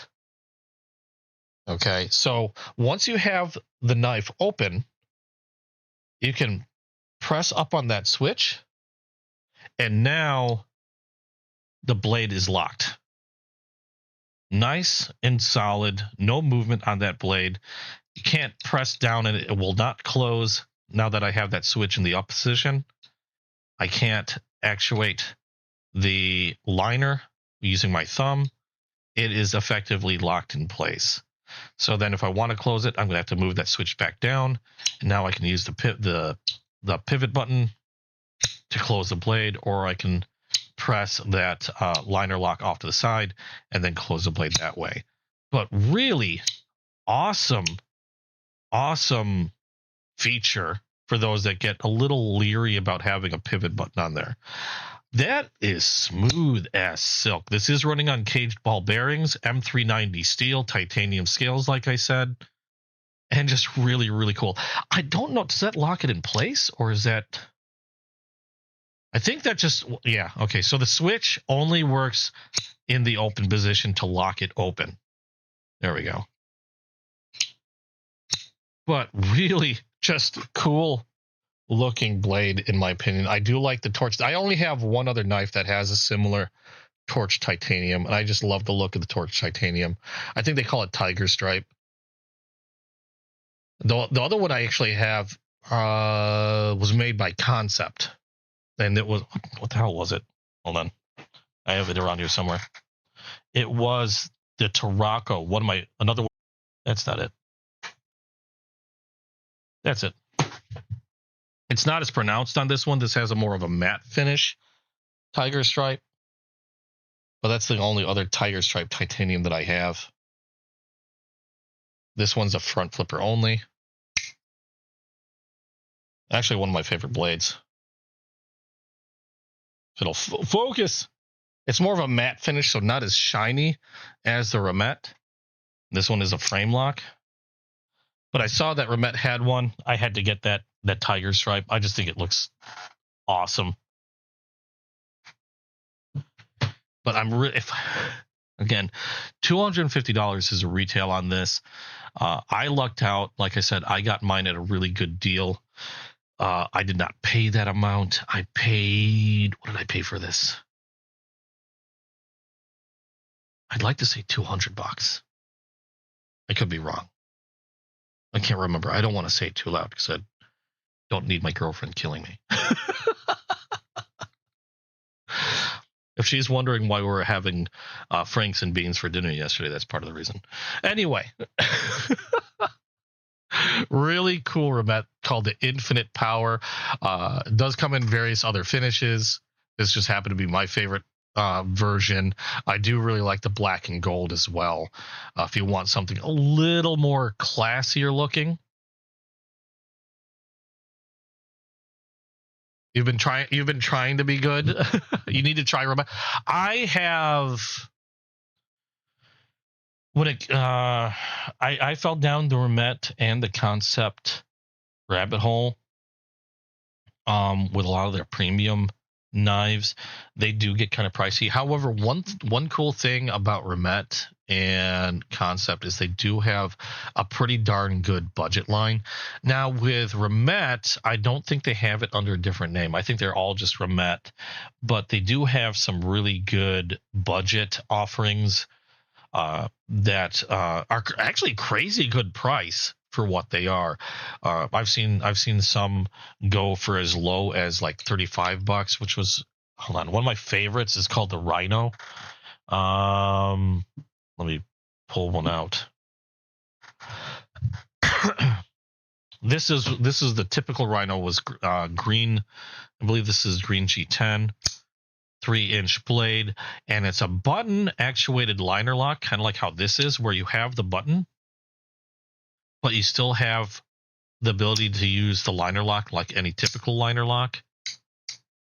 And this is called the Rhino. This one comes in different finishes. You can get a premium version of this, which is going to probably run you about like $150 something. But your budget version generally comes with is it 14C? I believe it's 14C28N steel, G10. These I've seen for around like $40. If you're really lucky, sometimes a little less. But this is the Rhino. If you're looking to just get started and looking into Remet, this one is called the BTE. Oh, no. RTB. This is called the Remet B, RTB. This one, I have a black one. Like this was the first one I got. There was a blue. They came out with blue and red, so I picked up a blue version. And I remember getting this on Whatnot for like maybe $35. I think typical retail costs on these is around like 40, 45, something like that. What makes the RTB unique is this one is just a liner lock, no button, but you also have a titanium, what Remet calls a fruit pick. Some people just call it a toothpick, but it's a titanium fruit pick that is held in the handle. As you can see there, it'll focus, and that just slides right in here. And it's got a detent, so it stays nice and secure. Rear flipper, dual thumb stud. And this one, yeah, like I said, they had a black initially. It was just black G10 scales. They came out with a blue and red this year, and still running around, like in my case, I got this one for $35. So you do have some really good budget offerings from Remet if you don't want to spend too much. Of course, they've got some really amazing premium knives as well, as you saw, the Infinite Power. And like my favorite right now, my top favorite knife from Remet is, where are you? That's not it. This is called the Steed. This is going to run you just south of like 300. And this is probably my favorite for 2026 so far still. Just a really nice, really well done quality premium knife, M390 steel. There we go. Button actuated frame lock. So you have a frame lock, or you can use the button as well. Just super smooth, super slick. You've got the carbon fiber inlay with titanium scales. M390 steel, full back liner. I like the pen style pocket clip. There's some fuzz in there. And just really sleek looking knife. Probably still my favorite for this year. Hey, Nice for Life. How are you doing? WT, I'm not sure what that means. Yeah, the Rhinos are great, and they're super inexpensive. But Rhinos are freaking awesome knives. I love my Rhinos. And I think the Rhinos, the budget Rhinos came out first, and then they came out with a premium version, which does look really nice. I don't have the premium version because they're expensive. If anybody asks, if my girlfriend ever comes by and anybody asks, I won these. Quiet. Anyway, that's probably one of my favorite knives from Remet. I've got several that I really, really like. That's probably my favorite one, but definitely not the only favorite from Remet that I have. Remet Concept also is another manufacturer that just has like got me in trouble. Oh, you're drooling over this. Yeah, the Steed has some really good. Of course, they come in various styles.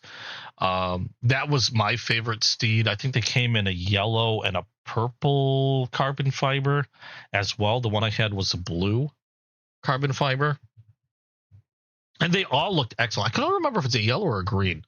Oh, what's up? Doing well. Hope you're doing good. Just showing some knives that I got this week. They kind of came in all at the same. I'm surprised because I have expected half of these to not be here until like the next week. So now I'm not I'm not sure I'm not sure if I'm gonna have anything to show next week. I might just have Might just have a live chat. But they all came in. Stuff that's been delayed came in. It pretty crazy. Oh, it's one, two. It's 10 knives. Don't say nothing to my girlfriend. She's in the other room. Anyway, yeah, they all came. Like, some of them came early. Like, I did not expect this one to come in. I did not expect this. I definitely didn't expect this one to come in yet. This one I expected, or was it these two I expected next week? They ended up coming in. So yeah, I got a lot in. Anything green or brown, you can't resist. Love any wired knife or weird color. It depends on. For me, it's all about, like, what I like to collect tends to be about, like, the overall package. I will gravitate towards certain colors more often than others. Like, one of my favorites tends to be blue or green, but sometimes the colors will be overridden because I really like certain materials as well. Like, I like natural bone. A lot of times I like the antique look of bone. Like, one of my favorites that tends to fall in my pocket quite a bit is this. I've got another peanut here. This one is in, I believe this is chestnut bone. And this is another peanut.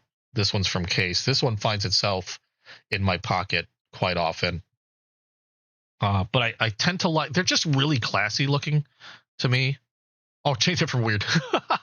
You like anything weird, any weird knives or weird colors. I get you. It all depends on the overall package. Like, I don't normally get orange knives, but this is kind of a classic color for the Case Sodbuster, so it was kind of a no-brainer.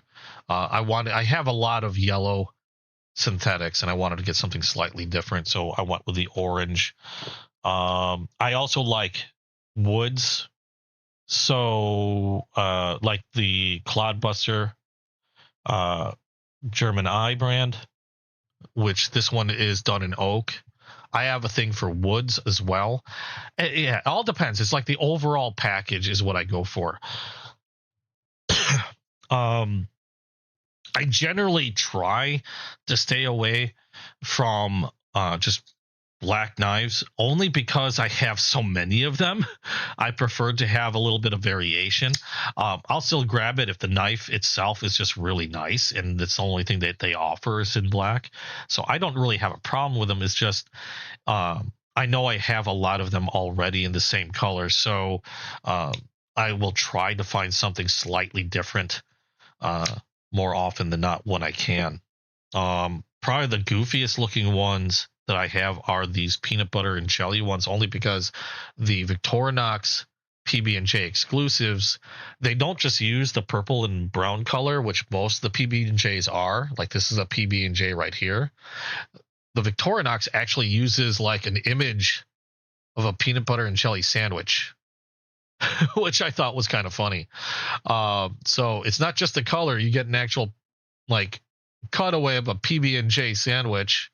I don't know if that's a photo or like just a computer rendering, because it looks pretty darn smooth on that peanut butter and that jelly. It looks pretty darn good. I will say that. But you'll only find the PB&Js on SMKW's website. Usually the PB&Js will have like something like this where it's just a purple and brown swirly color. Yeah, it's excuse me, my cough. A lot of people see the black colors plain. I don't have a problem with black. It's just I have so many of them. Like, I'd like to get a little bit more color in my collection. So when I get a chance, I'll try to get something that's different color if possible. Unless that's, I'll still get the black one if it's like a really good knife. Then I'll get it regardless. Like, Cold Steel, most of Cold Steel's offerings aren't going to be really colorful. For the most part, I don't even know if Cold Steel does offer some knives in different colors, but the majority of them tend to be with a black GRN. So for Cold Steel, it's more about function, or like, function, and not so much the looks. Kind of like how Spyderco is. Although Spyderco, I think, is doing a lot more to kind of increase their image. They've got a lot of different colors, although their colors generally denote what type of steel the knife is. But I've seen them experimenting with more varied materials, like the Chaparral, for example. They've come out in different scale materials for the Chaparral. And otherwise, yeah, at least they have a little bit more variety. Cold Steel tends to be predominantly black. I do have a Cold Steel that's not black, and that's my Tough Light. This one I got in blue, and I believe this also comes in red, I think. And this is a Cold Steel Tough Light, which is a smaller Wharncliffe style blade, or Sheepswood blade. I think it's more of a Wharncliffe. Also with this a very strong triad lock, just in a very small profile, like a 1.5 to 2 inch blade or something like that on this one, with the triad lock. I don't close that one-handed because the way that one closes is it gets bitey if I try to use one hand. I used to think Spydercos were like the ugliest knives, and I didn't get one for the longest time because I thought they were just goofy looking.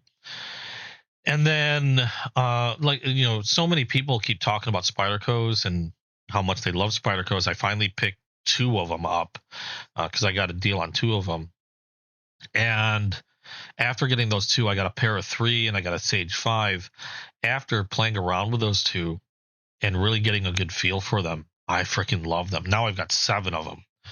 I got 7 Spydercos now, and I still want to get another one. I just haven't pulled the trigger on it. The one that I'm looking to get is the Mini Jimbo, which is just, it's a really odd looking knife to me, but a lot of people like it. So I want to get my hands on one eventually. Did I grab the 15 PM? No, I've got the largest one I've got is from Spyderco is probably my Manix 2, because they didn't have the reason why I got the Manix 2 is because I wanted to check out the locking system on that, and they didn't have that locking mechanism come in a smaller knife other than the Manix 2.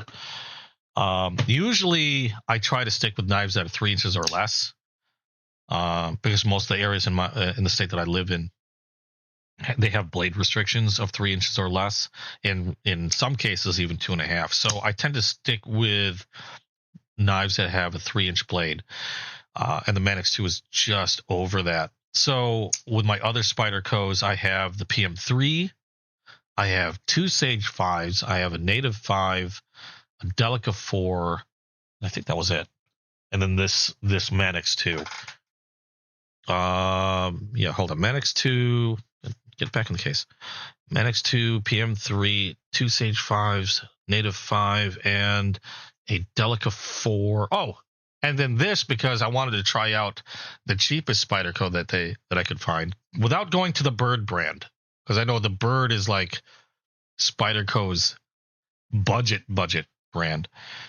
But this one was the Tenacious, which is this was the latest one that I got, because I wanted to see how the Tenacious held up, being one of Spyderco's cheaper knives. I say cheaper, and they still run around like 50 some odd bucks. But a surprisingly well made knife. Not bad.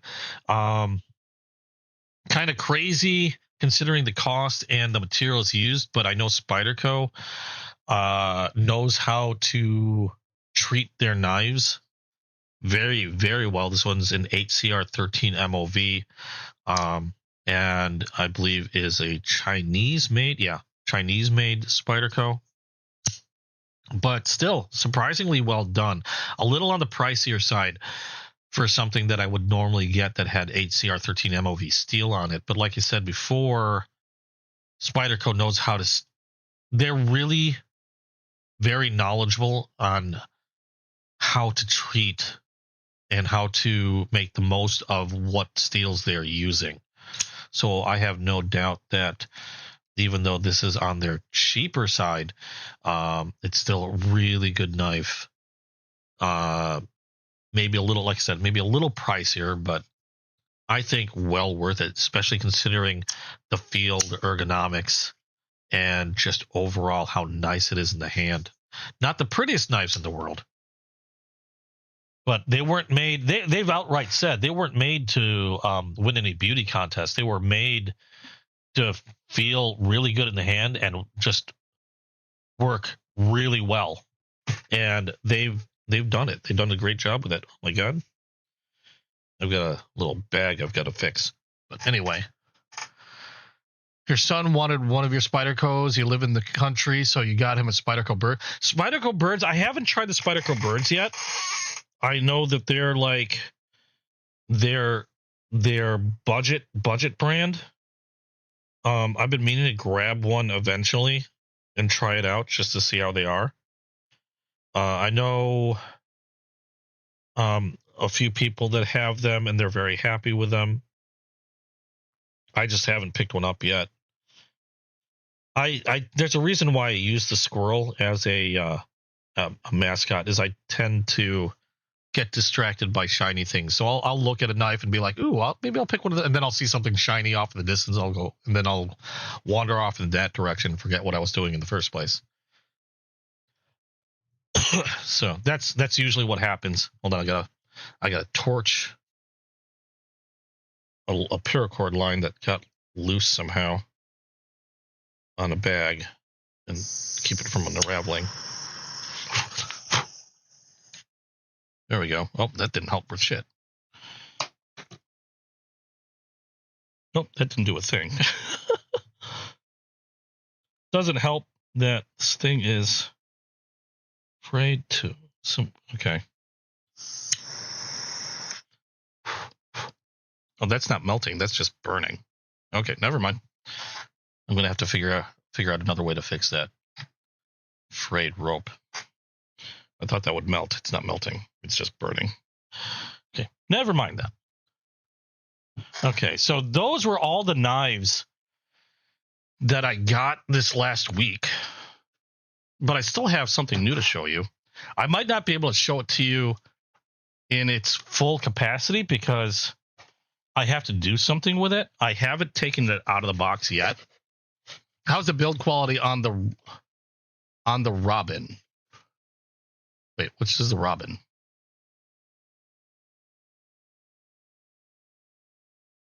Oh, you got him the Robin. Oh, okay, I see. I missed that comment. Excuse me. It's very similar to the Para 3. Let me look up the Robin because I'm not familiar with that at all. Robin. That's one. It's a bird. Recall. They have a Robin 2. That's one. Is that the stainless? Like the all stainless version? Because I see a stainless version. Backlock. So it looks like it has stainless steel. HCR 13 MOV steel blade with stainless steel scales. Looks pretty nice. Yeah, it looks very much like the Para 3. And with a backlock. It's a lockback knife.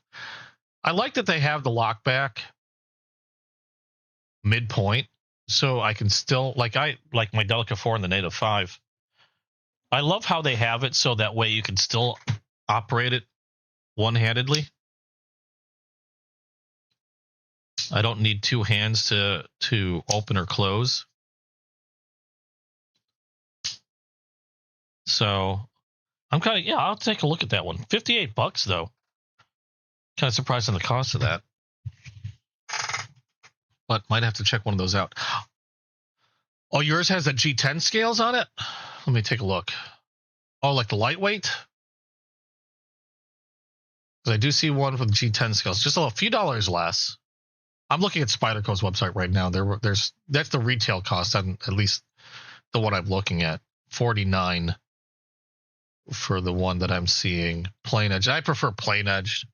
I'm not big on serrated edges. Yeah, I'll definitely have to check it out. The Tenacious has been actually surprisingly good. I got it to futz around with just to see how they were in comparison to, you know, their other offerings, and it's been doing a great job. Like, I haven't had any issues at all with it. The build quality is there. It cuts what I need it to cut. I mean, I probably had to hone it more often than my others, but that's about it.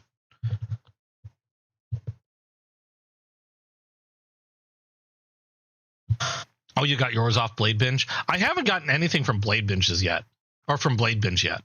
I'll have to try. I know I'm aware of the website. I just haven't gotten anything from them yet.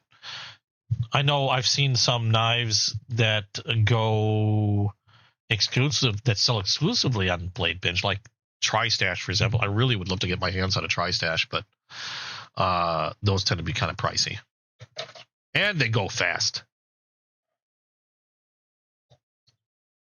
Okay, so good grief. Let me move some of these to the side because the other thing I have to show you is it's EDC related, and a lot of people have been asking me to do more EDC stuff. I concentrate on knives because that's what I like to collect. I'm a knife collector through and through. However, I do on occasion acquire other things. Namely, and like, I don't actively collect them, but I just happen to have a lot of them. And what I'm talking about are flashlights. And one of my favorite manufacturers that I've got a lot of, because I like to carry pew-pews. I have a lot of weapon lights from them. I've got a few keychain lights from them. In fact, last week I showed you this. This is a clip light from Olight, and this one I actually unboxed last week because I've had this for like the longest time, and I never opened the box. Hey, Akura. Welcome to the stream. Hope I'm pronouncing your name okay. Kura no Onryo. But I did pick up one. I did pick up a new flashlight that I've really, really been wanting, like, a lot. And I haven't because they tend to be a little on the pricier side. And we're going to unbox this completely today. I've not unboxed it at all. And again, this is one of the reasons why I might not be able to showcase a lot about it, because it'll probably need to be charged. Excuse me. And I still got to do a video on this, so I'll probably end up taking this live and then cutting it up for a video for this particular flashlight. But what we're looking at is the Olight, and this is the Arc Pro Ultra. Right there. And the version that I have, I believe I got the topographic version, which I think is the same color, but we're going to see, because again, this is completely sealed. Haven't touched this yet. So we're going to take a look at this one. I've been wanting one of these for the longest time. I haven't even, yeah, we got a little pull thing. There we go. Oh, well, we got another pull thing. We got two pull things. All right, that's my garbage can. And then this. Okay, this is a puzzle box, which is interesting. You get boxes that confuse the crap out of me, because you got a pull tab here. I don't know if that's a pull tab or just to hang the thing on a display. Let go. Really? I think the tape is... There we go. Might have to pull that tape off completely. Come on. There we go. My garbage can. And I'll just pull off the other side just in case. Longest unboxing ever. There we go. That's better. Yep, it's topographic. Nice. Okay, so here's the flashlight itself. Again, I might not be able to show everything because I'll probably have to charge this up. And that might take some time. But I'll try to go over it again towards the end of my stream. So maybe we can see this in a little bit more detail. But we're going to go over a little bit about this now so you know what I'm talking about. Now, these run, at least on Olight's website, these run about $130, so $129.99 for this one. I got this also from Blade City, and I got a really good deal on that one. Charge to activate before first use. Okay, so we got that. We have on this, let me see, what are they? We have 7 configurations for the light that I probably won't be able to show you right now until I charge it. But what we're looking at is you have 4 lights, 7 configurations. You have, it's an upgraded version of the Arcfield Ultra. This is the Pro, Arcfield Pro Ultra. And you have a 1700 lumen floodlight, an 800 lumen spotlight, which has a longer throw. You have a UV light, and you have a green beam laser, all in one relatively compact unit here. So you've got all that, and I think what they're talking about when you have seven different configurations is you use a knife to open the button. I just tore it open. Is that you can use the laser in conjunction with the other light options. So you can have your, the floodlight with a green laser, the spotlight with a green laser, and the UV with the green laser as well. And I believe they have a moonlight feature. So this comes in, like my particular one has the topographic markings on it. These do come in a few different colors and like graphic options. Like I see them in black, and what are the other colors they have here? I see an orange. You have a flat green. I remember seeing other colors as well. They don't allow me to pick a color to look at. Where's the colors here? Really? Strange. Okay. Well, anyway, they do come in a variety of colors, and some have graphics on them, like this topographic one. You have all those options which are controlled by this dial here. Let me pull this off. You can see the dial a little better. By this dial here and a push button, and I believe this is for that's for the green lasers, this little side button there. Okay, and then the light comes out from the front. Now you have a couple options with charging these. I believe you can plug them in USB-C here, or you also have a magnetic charger, and we're going to see if we can show you what that looks like. We have one in here. I don't recall if it comes with one. Oh, no, it does. There we are. It was just hidden in the box. You got some paperwork in here and shows you how to use and how to turn on the different modes. And it also has a lockout feature, which is really nice. Because a lot of times you're going to carry something like this in your pocket. You got a pocket clip here. You actually have a 2-way pocket clip, which is pretty neat. So you can clip it to your pocket in various ways, or clip it to something else in various ways as well. Like you can even clip it to the brim of your hat if you wanted to, although this is pretty weighty, so I don't know how well that would work. The magnetic charger works like this. You plug it in to a USB slot, and then the magnetic charger just slaps on the end of the flashlight like that, and then it'll have an indicator here, an indicator light that just lights up red as it's charging, and then when it's green, you know it's fully charged. And then we're going to go ahead and plug that in. And I'm going to get this charging straight away. So hopefully I can show you a little bit more about this flashlight in a little bit. But this is the Arcfield Pro Ultra. Again, I got this from Blade City on Whatnot. And there we go. I've been wanting one of these for the longest time because I wanted a real. I'm not a big collector of flashlights. Like, I don't actively go out to collect them. But see, where I live, my apartment building, not the best electrical in the world. Kind of flaky. I've gone through so many brownouts, so many power outages. It gets kind of nuts. So flashlights tend to be a necessity. And like I said, I've got quite a few weapon lights for my firearms that I actually got from Olight because they had some pretty good weapon lights for a pretty darn good price. And then I just started acquiring more and more Olight flashlights for whatever reason.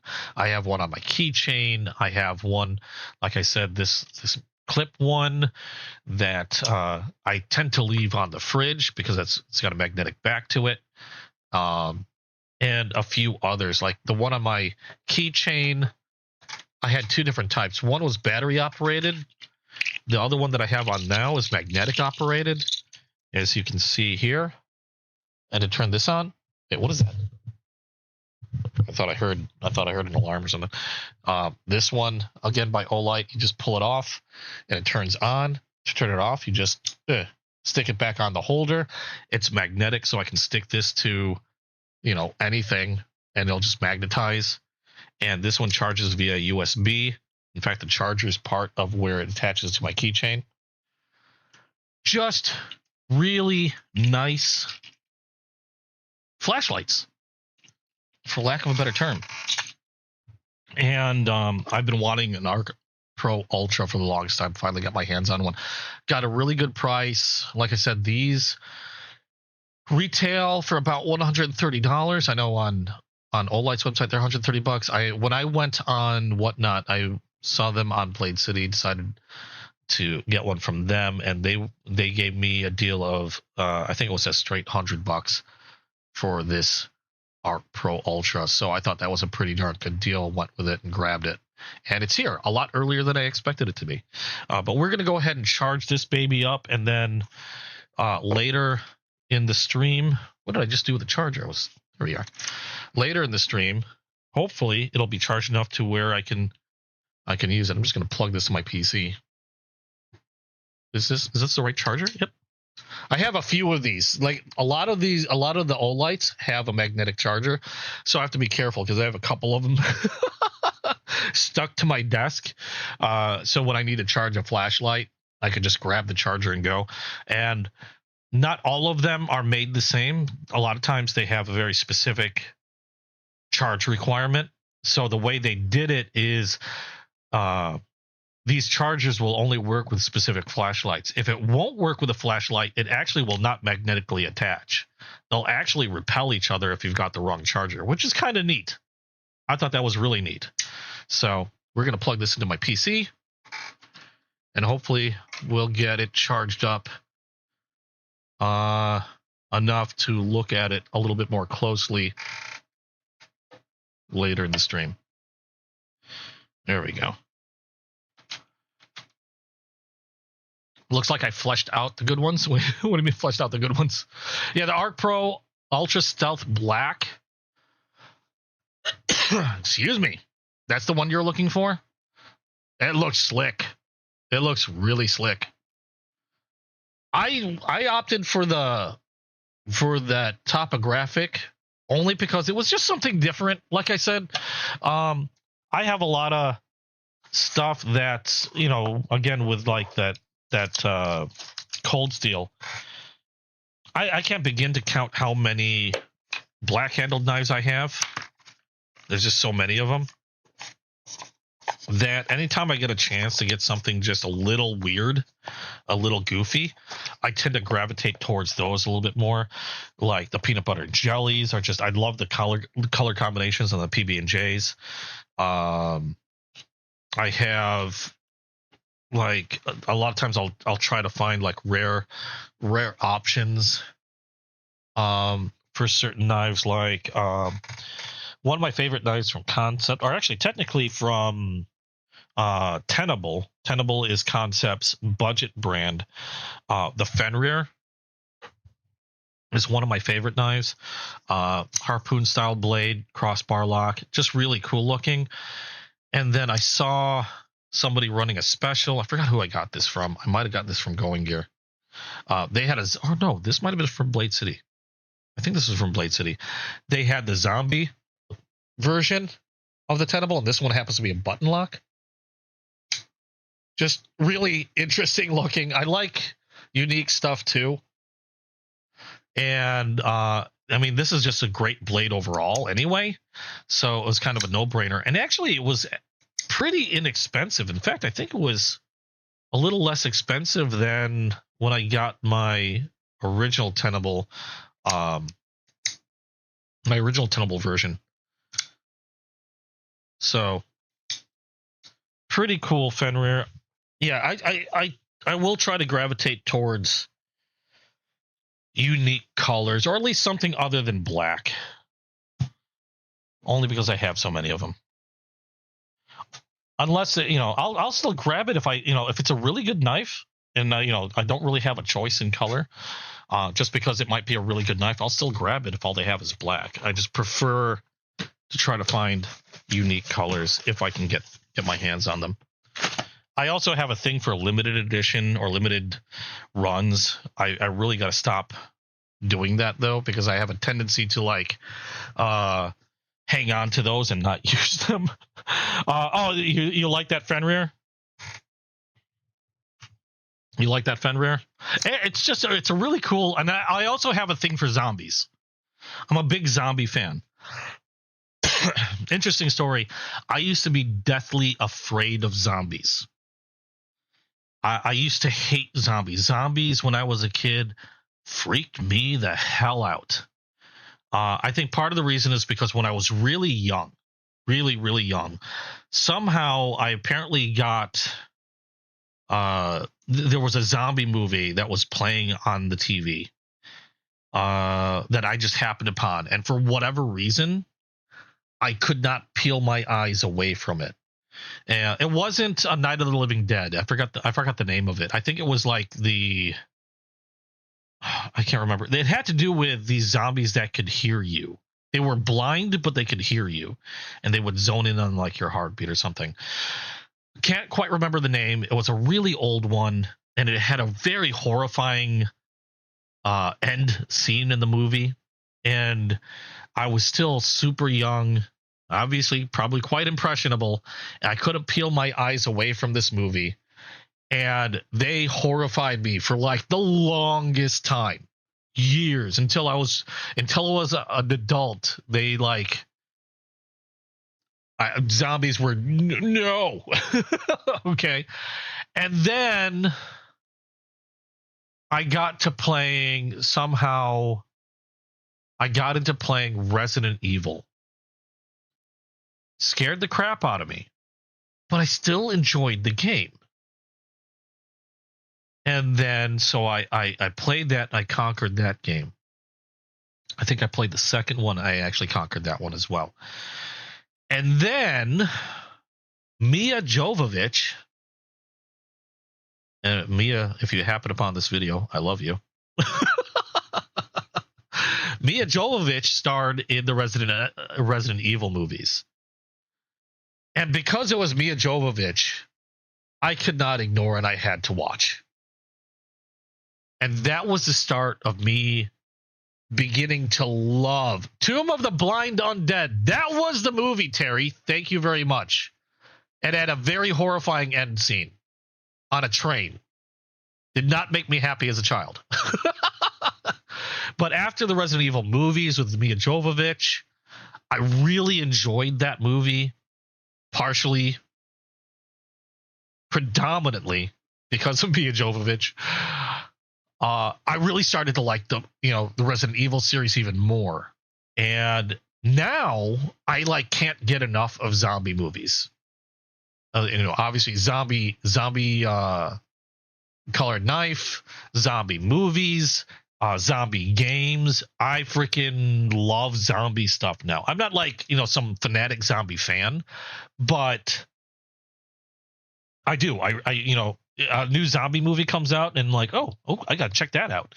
And especially if it's got Mia Jovovich in it.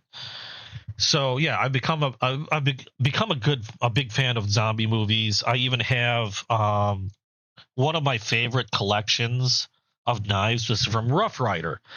If you're familiar with Rough Rider, they are a very inexpensive traditional knife maker. They're made in China. A lot of Rough Rider knives. I think the most expensive Rough Rider knife I have is probably close to $50, but that's the most expensive. Otherwise, they generally tend to run anywhere from $10 to $25 for most patterns. But I finished my collection of these knives, and one of my favorite knives in my collection is the Zombie Nick series. This one happens to be an elephant toe of the Zombie Nick series. I've got they have a razor, a trapper. The hardest one to find was a canoe, and it's just a zombie themed series of traditional knives. Zombie Nick. I don't think they make these anymore, which is why they were so hard for me to obtain. The other blade on this one has the saying, friends don't let friends eat friends. There we go. But one of my favorite collections, also it doesn't hurt that my girlfriend got me started on the collection. But yeah, so I have a thing for zombies now. I think they're freaking awesome and can't get enough of them. I have a zombie hunting license and all that goofy shit. They're just fun. They're just fun. In fact, it was, and then zombie movies. Getting to zombie movies, I actually enjoy watching a lot of horror movies now. There's some horror movies I can't watch. Typically, I stay away from body horror. Body horror freaks me out. I can't watch the movie Teeth. Human Centipede just gives me a whole bunch. Gross. Although there is a body horror movie that I really did like. And that was kind of recent. The Substance with Demi Moore was actually really, really good. That would be considered a body horror movie, but I really like that movie. You so want the Zombie Nick knives? Yeah, they're hard to find. They're very hard to find. The knives that I got, like I said, hold on, let me pull them out. This was a single bladed razor, lock back. That was the elephant toe that I showed earlier. This is the trapper. And they had other zombie stuff, but I was only interested in the traditional folding knives. I think they had a fixed blade, but I didn't give a crap about that one. I just wanted the traditional knives. And then this was the hardest one. This was the canoe. In fact, interesting story, I was trying to find this canoe everywhere. Okay. Hard to find. They didn't make them anymore. In fact, I asked SMKW, which holds they're the owners of the Rough Rider brand, SMKW, and they were like, yeah, good luck unless somebody happens to have it in their desk drawer. You know what I mean? I was like, crestfallen, but I still continue to look.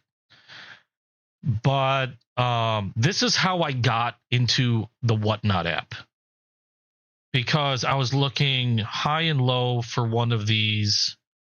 Couldn't find them anywhere. Again, I had all the other ones. This one was being super difficult. I finally found one, and unfortunately, it led me to a scam site, and I was taken for quite a bit of money. I work in IT, and I feel like an idiot that I still fell for a scam site. But I know I was tired. I was looking for one of these, hope beyond hope. Fingers crossed, and I ended up falling for a scam site. And that's when I really got into Whatnot, trying because I started selling off some of my collection in order to, just in case I couldn't get the money back. Okay. Thankfully the banks, worked in my favor. At first I had to argue with them a little bit. I had to actually appeal some decisions, but they finally came around. I got my money back. I believe the site got shut down, and I still did end up selling some of my knives on Whatnot. Made a pretty penny. But and then all of a sudden, I lost hope on finding these, and I happened across a few of them on eBay, where I was searching for them on eBay for quite some time, and somebody just happened to have a few of these brand new in box. And so I actually grabbed two of them. This is one of them. I have another one that's still in the box. I might do a giveaway at some point. I was talking about how if this channel is able to get to 1,000 subscribers and maintain it for like a week, I might do a small private Whatnot show. And it'll be like invitation only. I'll probably put like the invite link in the Discord. I have a video game channel as well. I may include them into it as well, because a lot of the video game people also cross over to the knife channel. But if this channel is able to maintain like say 1,000 subscribers for a week, one of these canoes, because I've got two of them, I only need one. One of my canoes very well might make it into a giveaway on Whatnot. So we'll see if I have that. Where do I have? I have a box. There it is. There's the other Zombie Nick canoe that I have. I only have an extra Zombie Nick canoe. I don't have an extra one of the other zombies, but I may very well give that one away, as well as a few other knives. So yeah, they are really hard to find. In fact, I don't know if the guy still had them. I know he was selling them. He was selling out of them pretty quick when I ended up getting two of them. I mean, who knows? Maybe they're still around. Let me take a look. Just going to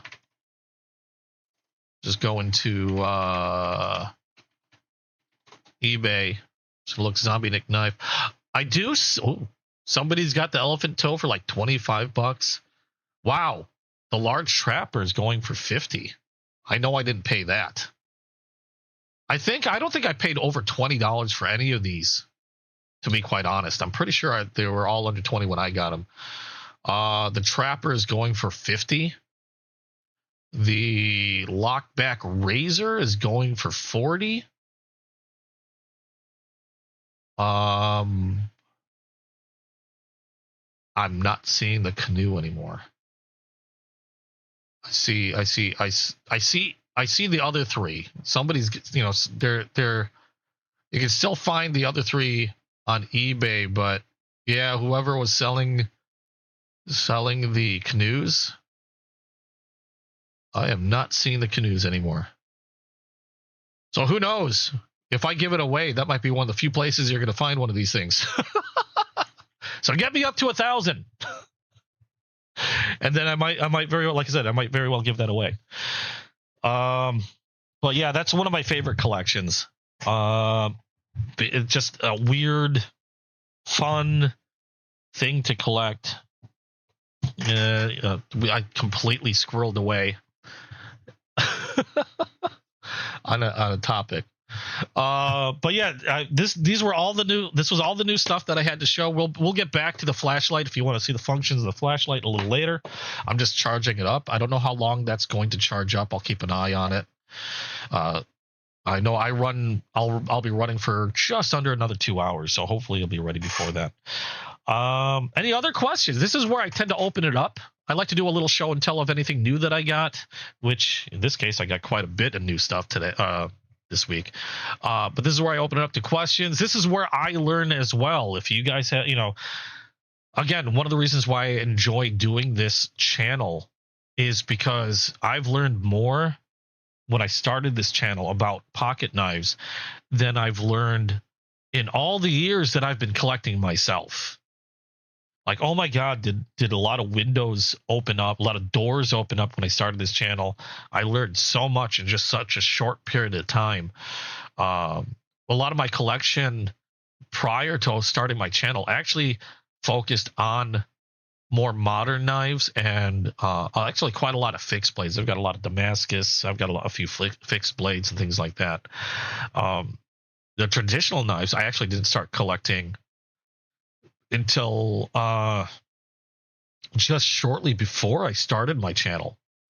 And like case knives quickly became one of the biggest manufacturers in my collection. Like I have more case knives than any other manufacturer in my collection now, because I've just been swallowing these up constantly. At the same time, I've been getting some really, really good deals from like Chasing Blades. RL Simp is another one on Whatnot that if I'm looking for a more unique case knife, like an exclusive, a lot of times I can get a really good like Coralon case knife from him, or an exclusive. I got an exclusive case knife that he designed, made by Case, actually last week, which I thought was really cool, from RL Simp. In fact, where do I have it? It's around here somewhere still. There we go. You got taken for you got taken for $2,000 in one night. Somebody got a hold of your really, on Whatnot? No kidding. So you got banned because you dared to go to your bank. Why would you get banned? Because you dared to go to your bank about it on Whatnot? That's crazy. Never heard of that. When did that happen? I haven't run into any trouble yet. When I got scammed, that wasn't on Whatnot. I was looking all over for that canoe, and it was a scam site that I happened upon that looked relatively legitimate. At the same time, it was probably like 2 or 3 o'clock in the morning, and I was like dead tired, and I was just like, oh my god, somebody has a canoe that I completely like blanked out, and like I said, I'm embarrassed about it, and I'll say it.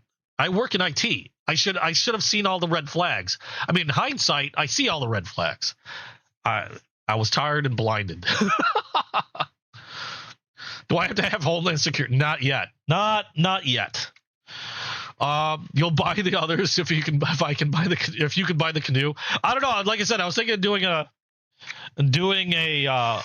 giveaway on. I have other knives that I was going to give away. Hang on a second. I'm going to have to hit the washroom again.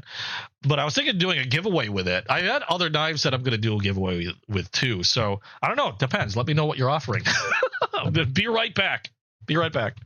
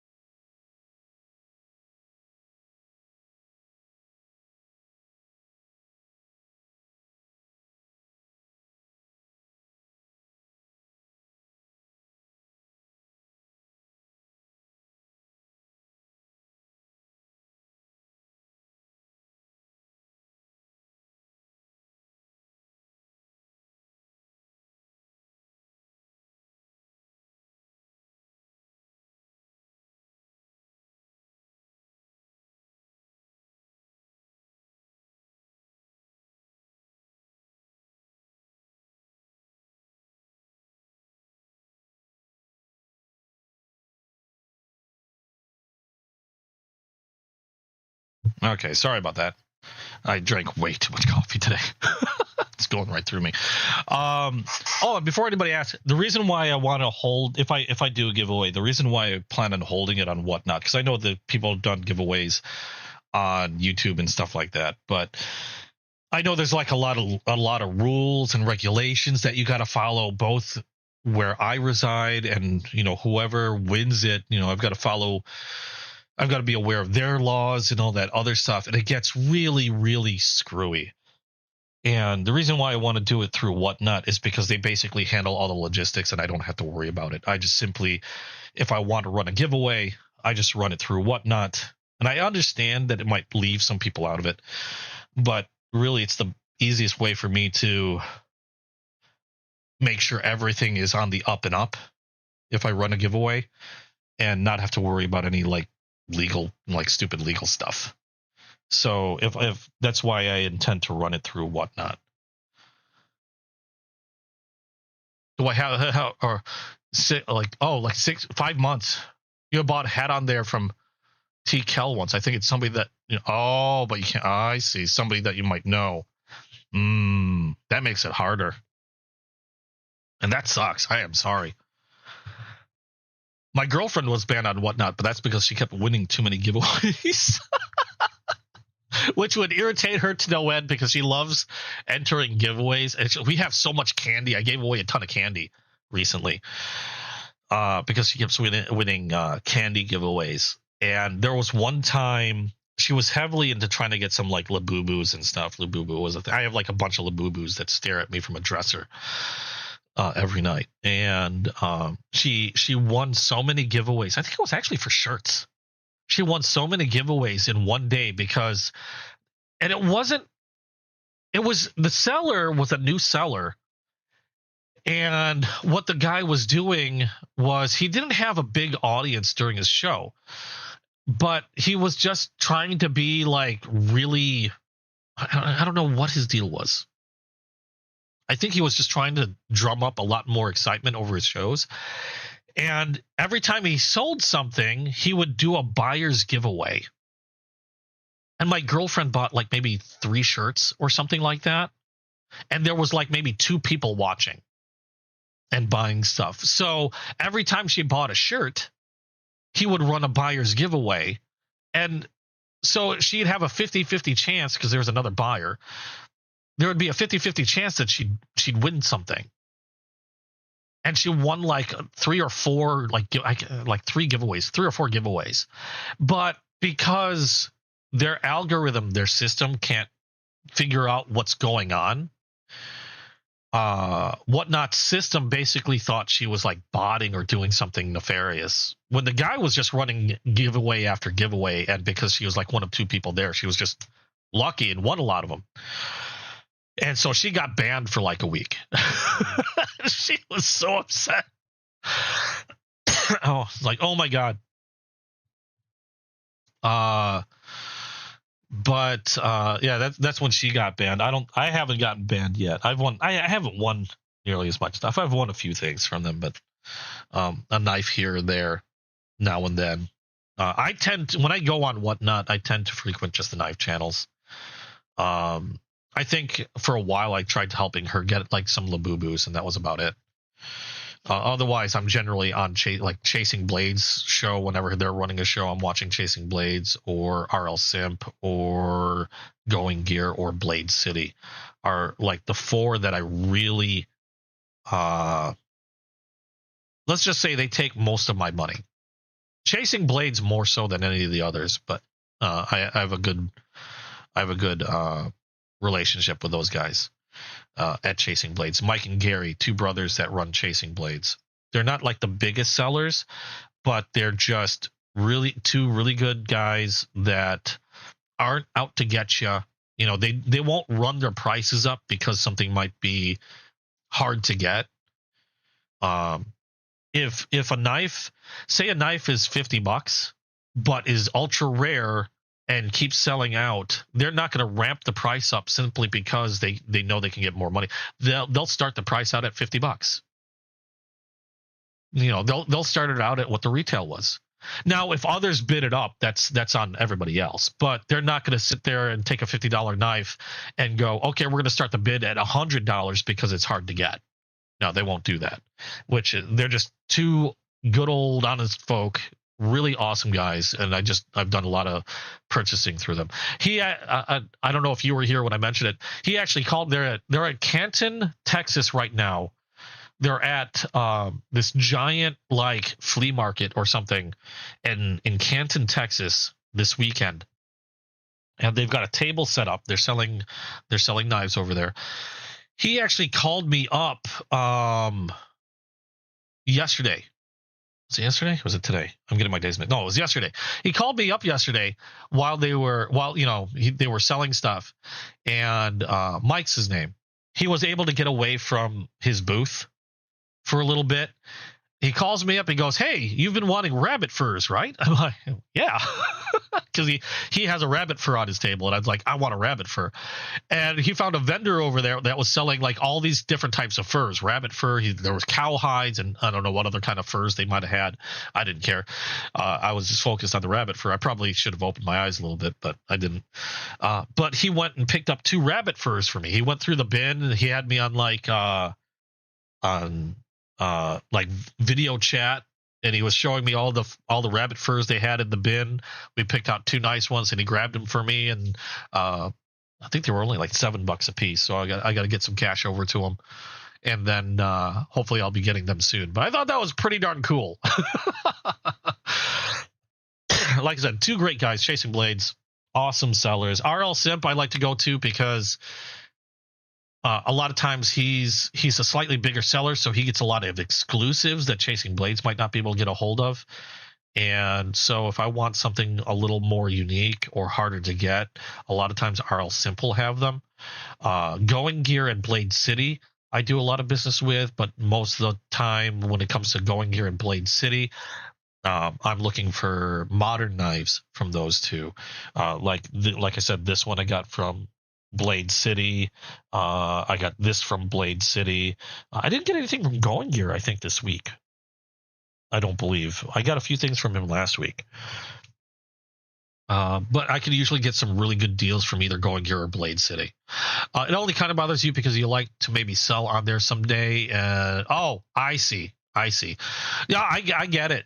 I've sold some stuff. I still have some stuff for sale, but I don't think I have any knife stuff. I have like random stuff that like like shoes my girlfriend's won that like I'm not gonna wear. Like I got like women's softball cleats. Neither of us play softball. We're old. We're gonna hurt ourselves.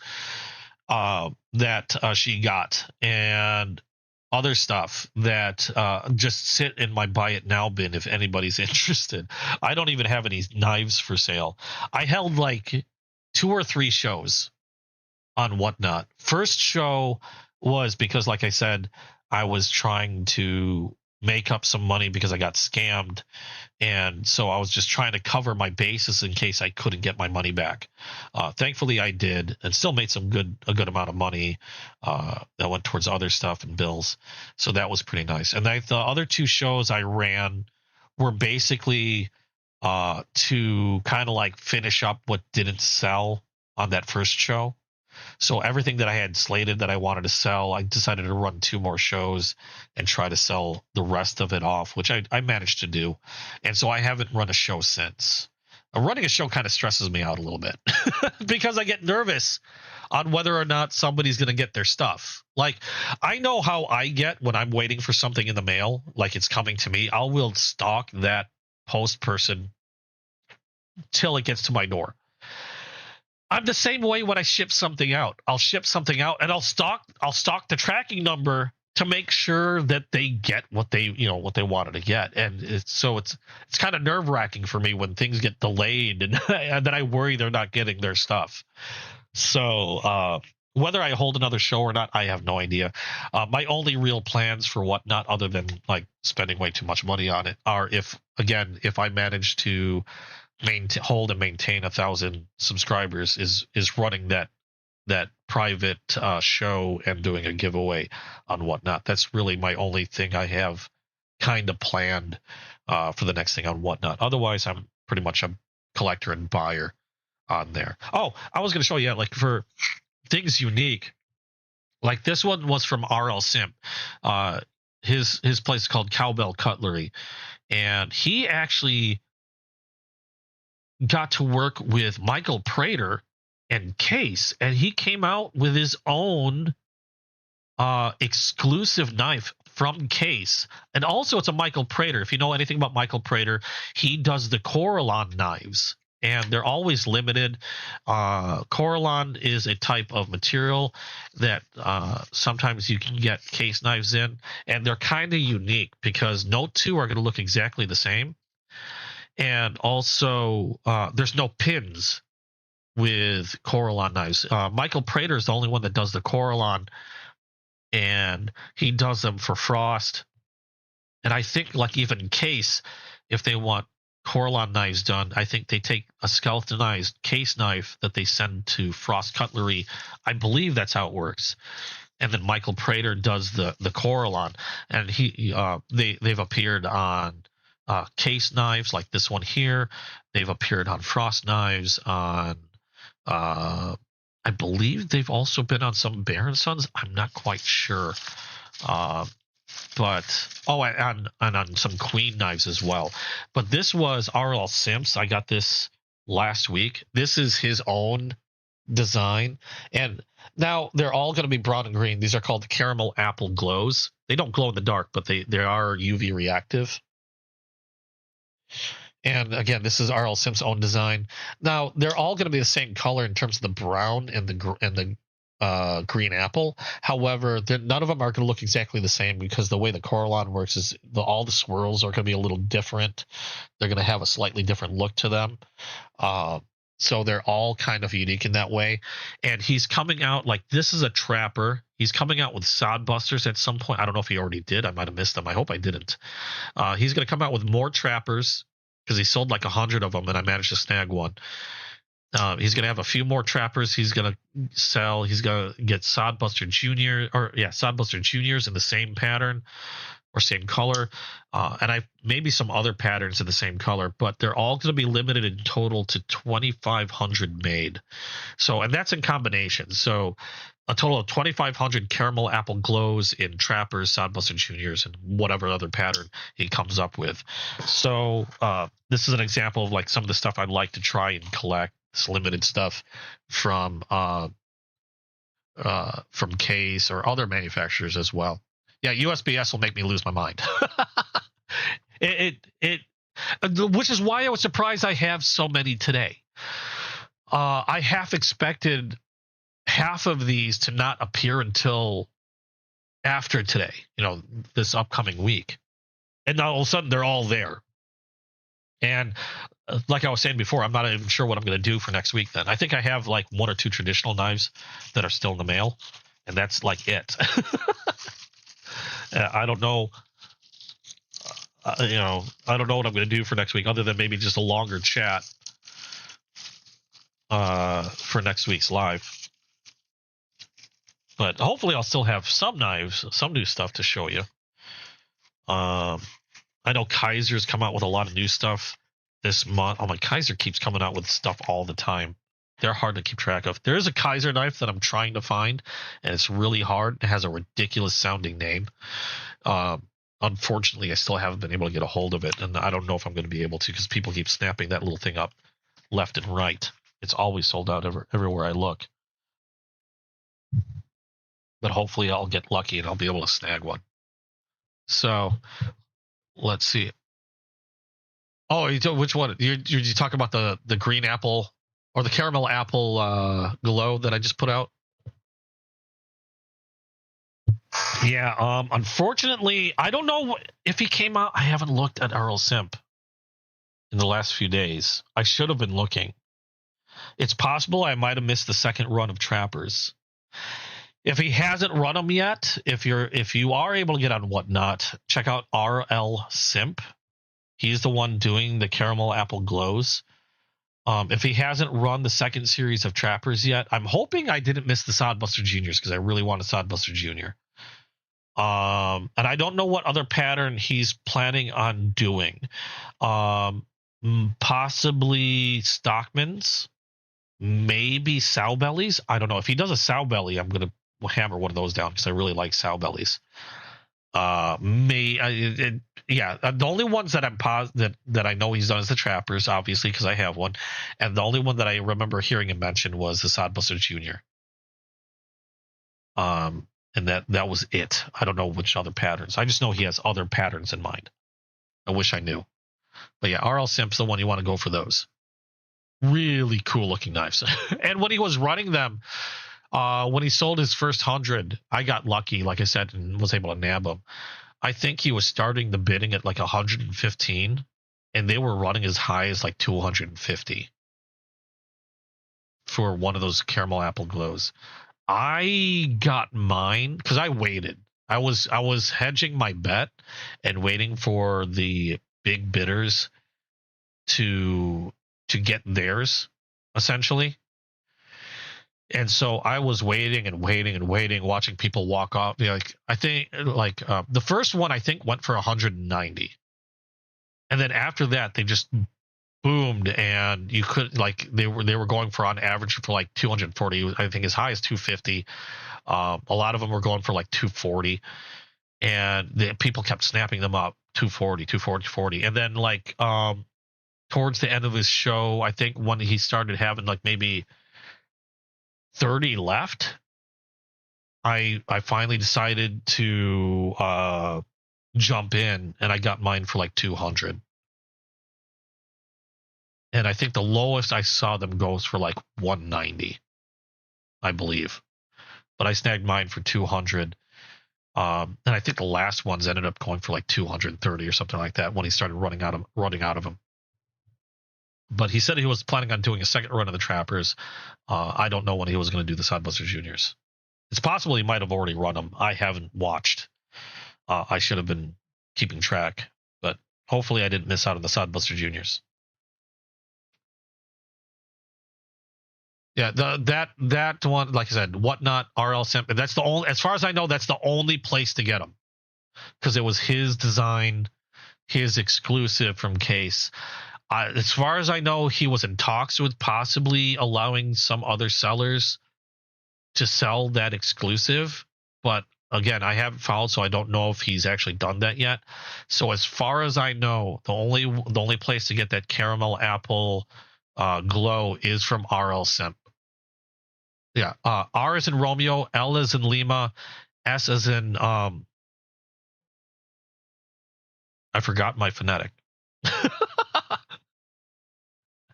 S is in Sierra, I is in India, M is in Mississippi, P is in Papa.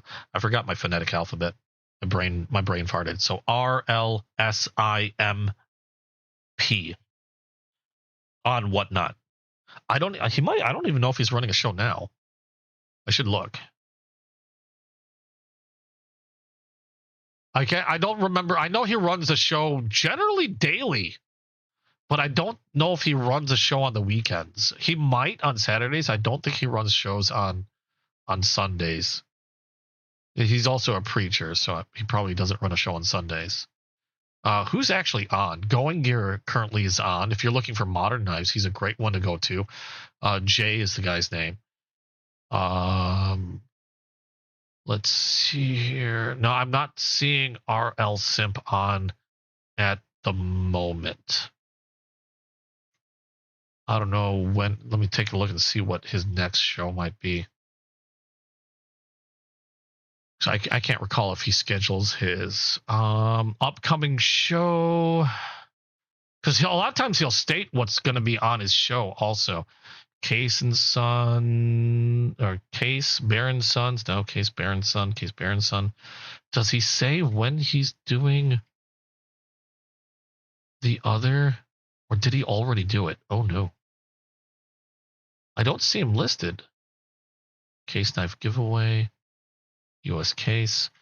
Because usually he'll say it on the title whether he's doing something special, but I'm not seeing it. His next show is going to be Monday at 2 p.m. Central Standard Time. I'll have to ask him next time he has his show.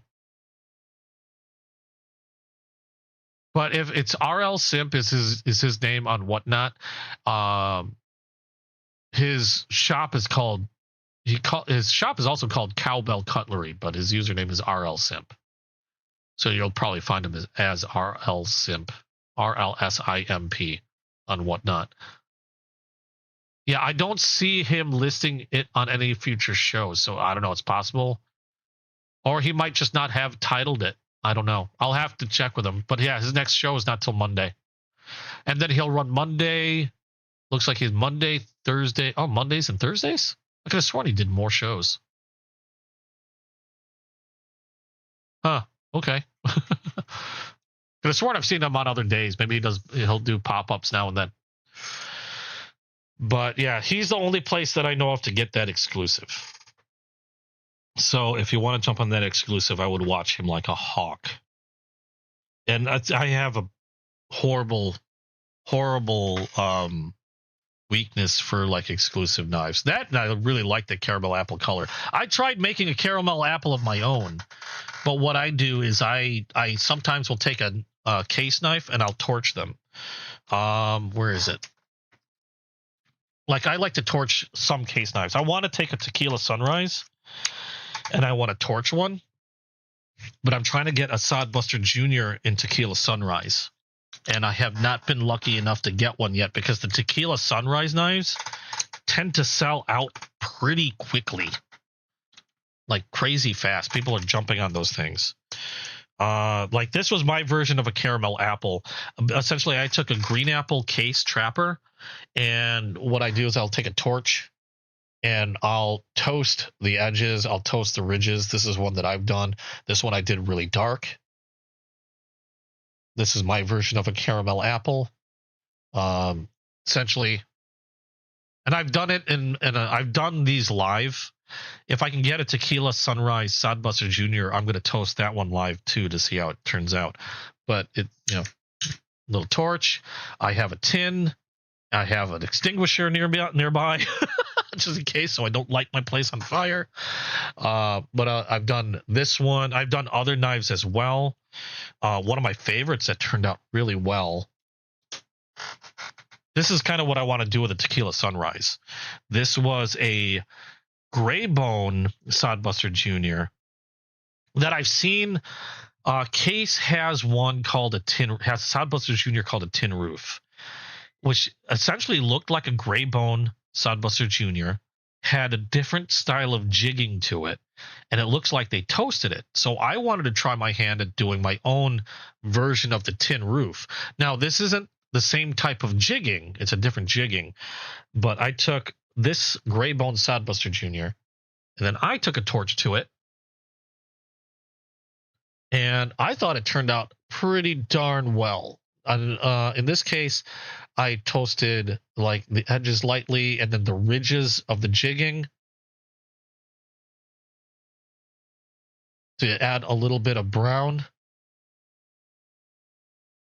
And I thought it came out really well. I did this one, and I did a sky blue trapper, which is this, and I toasted that one.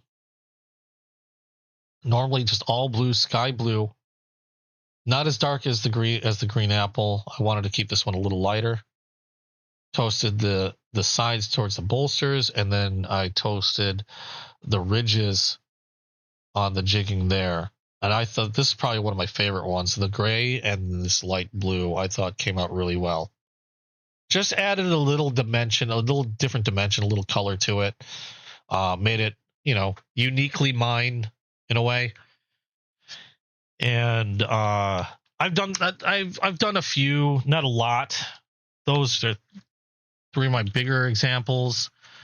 But I really want to get my hands on a Tequila Sunrise. I want to see. They were asking, friends were asking, like, what would I call it? And somebody mentioned like a peach cobbler or something like that. They thought it might look like a peach cobbler. We'll see once I get one in, and then if I do get one in, I'm going to try to toast it live on a future Saturday. It just depends on when I can get one to come in. But I think that'll be fun to do. But I've done that live a few times, like that blue one.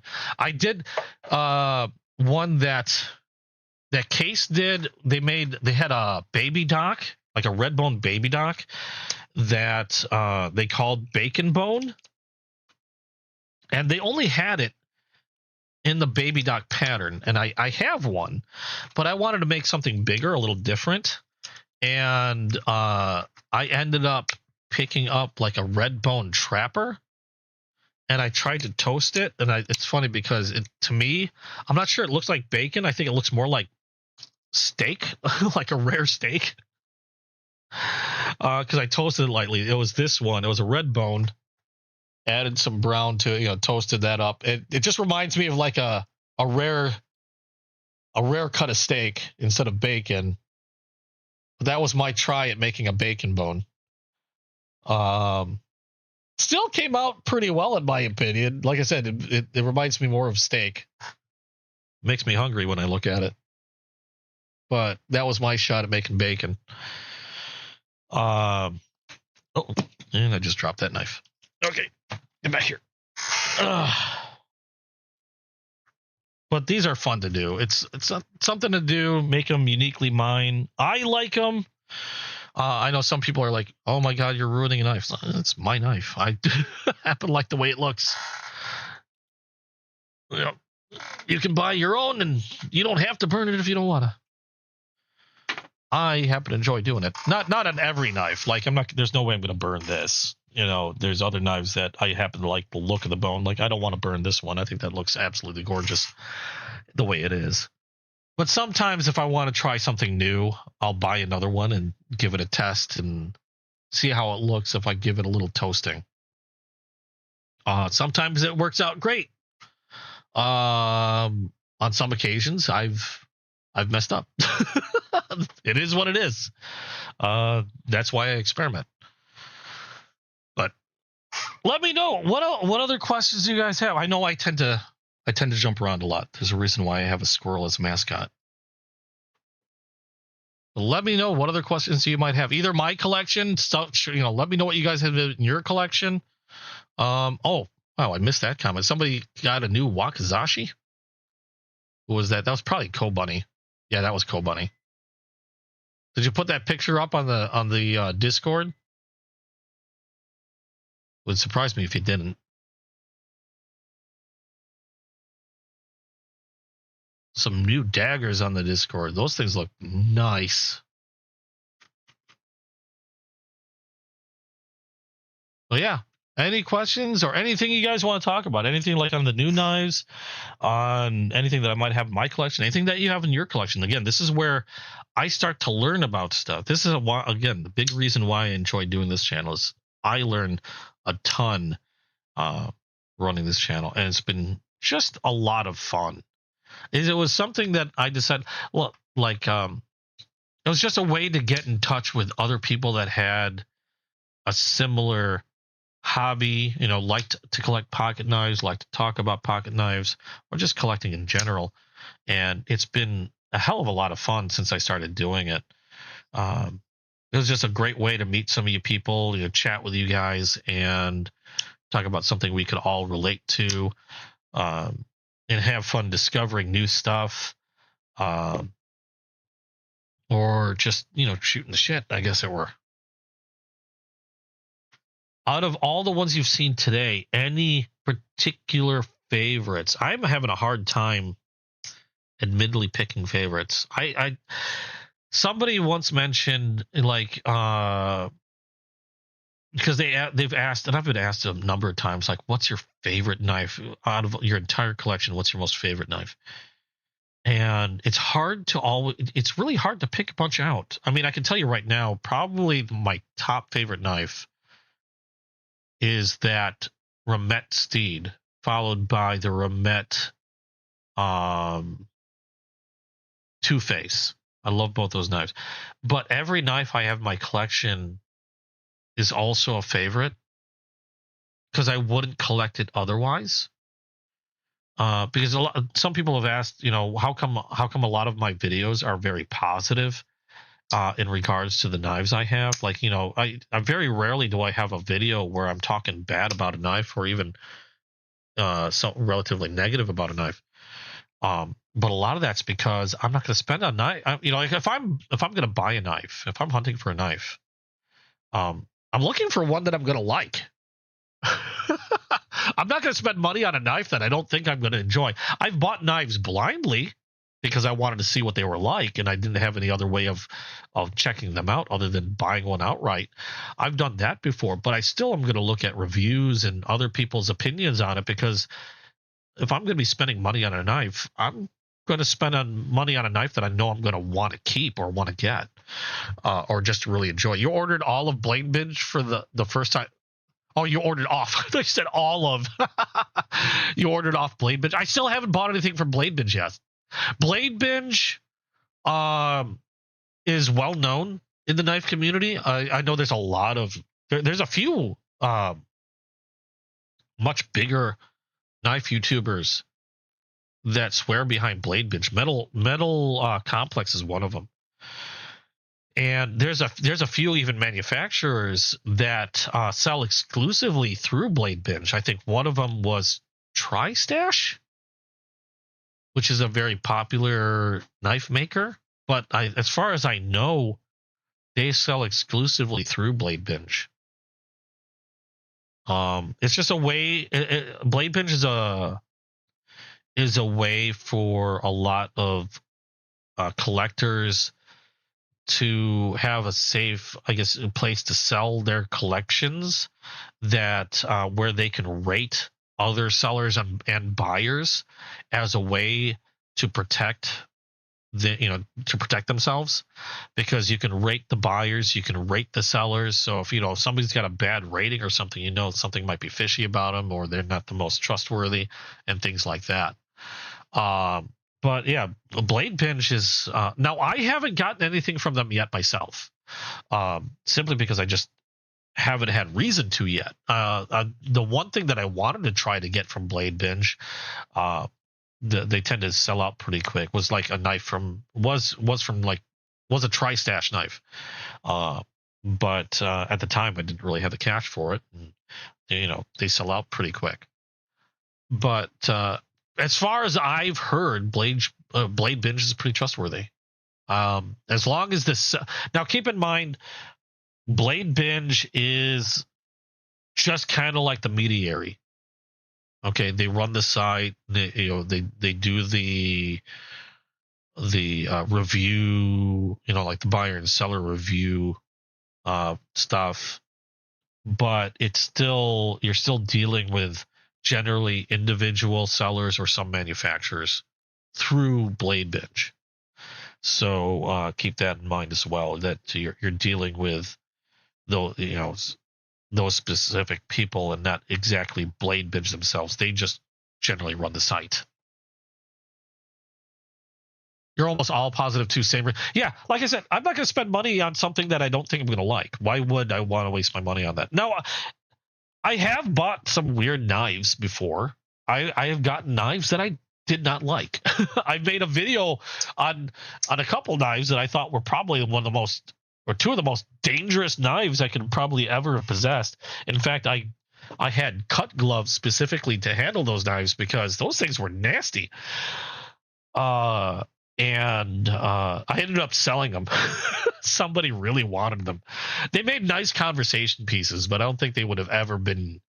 I mean, quality wise, they were utter crap, and they were just stupidly dangerous. And I'm not saying stupidly dangerous to people in general, like whatever, but just simply to the person using it, they you can lose a finger if you weren't careful. And that's why I had cut gloves, because I knew when I was doing a video on them, I was really worried I was going to cut myself pretty bad. I did a video on it. I can't remember where the video is at. Usually if Morgan was here, she'd clip it for me, but I did a video on it some time ago. I'm trying to see if I can find it, and then I could put a link up if I can remember where it's at.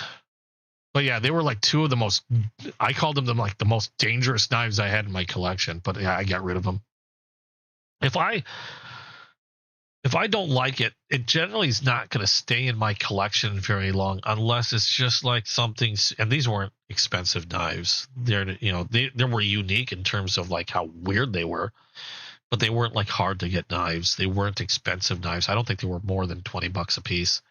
So I didn't have any problem with just saying screw it and letting them go. But yeah, if I don't like a knife, I'm not going to keep it in my collection. Other than a conversation piece, there's no point. I'd rather have a nice knife. I'd rather have a nice knife, and a knife that I could use if I needed to. Even the most pretty knives that I have in my collection, or at least what I consider to be the most pretty knives I have in my collection, one main point about them, even though I might not carry them myself for whatever reason, sentimental value, cost, whatever, whatever reason that might be, even though I might not carry them, I still prefer to have knives in my collection that are capable of being used and not just simply like I consider these all in their own way to be a piece of art.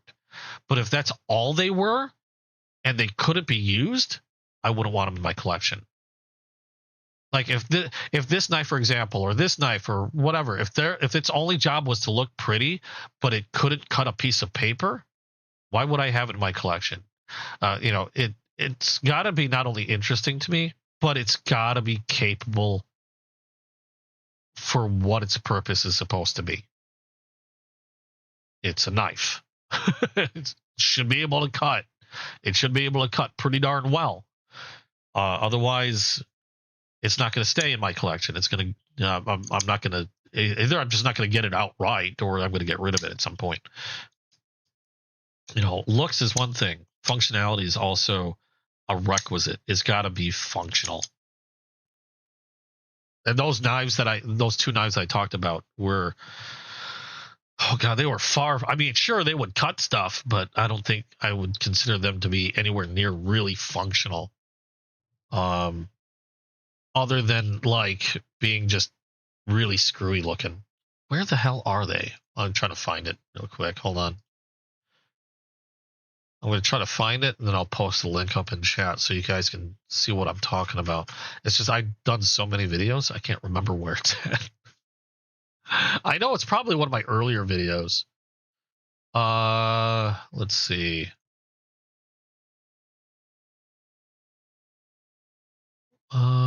No. No, if I did a search, that might help. Except the searches on YouTube, especially the more videos you have, tend to get screwier and screwier. They never seem to want to work right.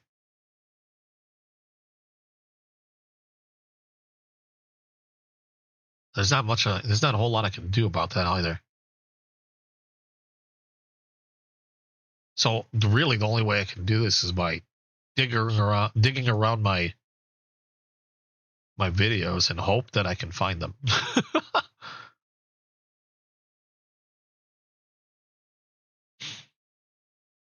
And this also brings to my mind how crazy, insane, how many freaking videos I have in my. Good grief! Did I really need a reminder of how many knives I have? You have a bunch of cold steel prototypes and one-of-a-kind knives. You don't use those. Yeah, I mean, like I said, we were talking about earlier. There's some knives I don't use because you can't replace them. Like I have my, I'm not gonna use my Rough Rider Zombie Nick knives because there's no way I can replace them. Or I might be able to replace them, but not for a ridiculously inflated price over what I got them. Now, keep in mind, when I got those knives, I think I paid I don't think I paid more than $20 for any of those knives.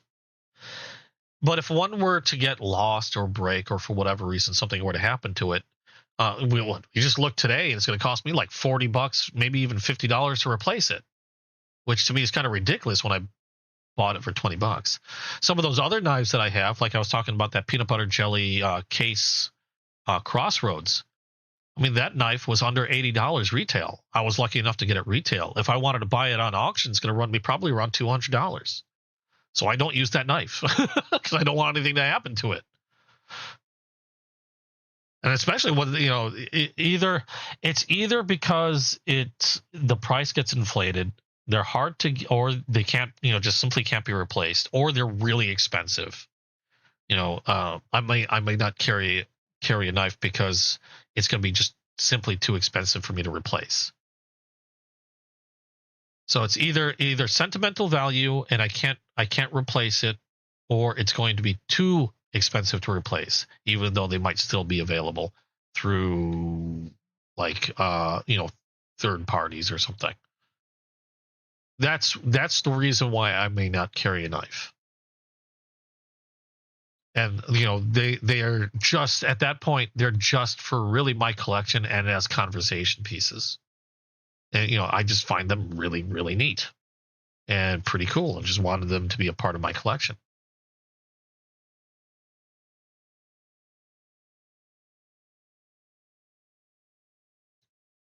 So you like to collect knives that are one-offs and have a special like history to them, or they might have done something special. I can understand that completely. You have a Para 3 prototype? Oh, really? Yeah, that's pretty cool. Like I've got a few first runs I'm never going to use. I have a couple of first runs like first runs from Best Tech that are also serialized and that were limited. I'm not going to use that. Am I going to like something like this? I might still use. It wasn't very expensive. I've got 2 other Civivi Yonders. Sure, the PB&J is exclusive, but I just think it's a cool knife. I mean, they're great freaking knives. But more often than not, when I carry one of my Yonders, I'm carrying the black one. I've got this one now. I've got the original one that I got was a black G10. That one I still will carry now and then.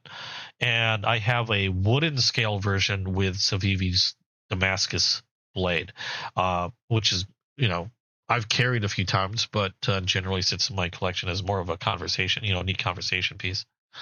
I have no qualms about using any of those, though. Things like, let's see here. Would I use this? I don't know yet. Because this was pretty pricey. To be quite honest, if anything, I'd probably... Well, first of all, I don't know if I can carry this because it is a much larger blade. But if I were to carry this more often or more likely, I'd wait till I get one of the other colors, just so I have another one. But I probably won't until then because these normally are pretty pricey knives for me, relatively speaking. I don't think I have a knife. At least I don't own a knife that I paid over 300 for, although I might have a knife or two that retails for over 300, but not for what I paid. A lot of those knives will be in my collection, and I'll keep in my collection and won't use because it would be really hard for me to replace it if something were to happen to the knife. So, and like I said, if it's something like that's limited, if I really want to carry it, I'll do my best to see if I can't get a hold of a second one. Like, for example, again, I mentioned this one. This is the EDC Squirrel. As far as I know, I know these are limited. I can't remember how many. I believe it's between 500 or 750. I can't remember. But that's all they're supposed to make on this particular knife. And being a squirrel, it has a little bit, special meaning to me. EDC Squirrel. But I really wanted to be able to carry it. I just didn't want anything to happen to my only one, so I bought a second one. This is actually the second one I have. The other one that I have is currently sitting in a case. But that way, I was able to carry this one around with me whenever I wanted to, and I didn't have to worry about if anything were to happen to it because I already have another one in my collection. But a lot of times that's what I'll do, is if I really want to carry a knife that might be limited, I'll try to get my hands on a second one, and I'll carry that one. Yeah, the most I paid for a knife, like the most expensive knife I have in my collection, is probably one of these two. Because to be quite honest, I can't remember how much I paid. I know they were under 300. Where's the other one? It's one of these two. The Steed and both Remets. This is the Remet Steed that was new for this year, and the Remet Two-Face, which is this that I converted to a front flipper. Another one of my favorite knives, just a really cool knife in my opinion. Designed by was it Osho? If I'm saying his name right, M390 steel. He's designed a few knives, some for Kaiser. And a lot of his knives, a lot of his designs ended up being favorites of mine. He designed the Kaiser Bulldog that I really, really like. But this one and this one, probably my priciest or the most I've spent on a modern knife, at just under $300 for each of these.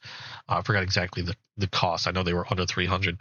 As far as traditional knives, I don't have it out here at the moment. It's buried in the closet right now in a box.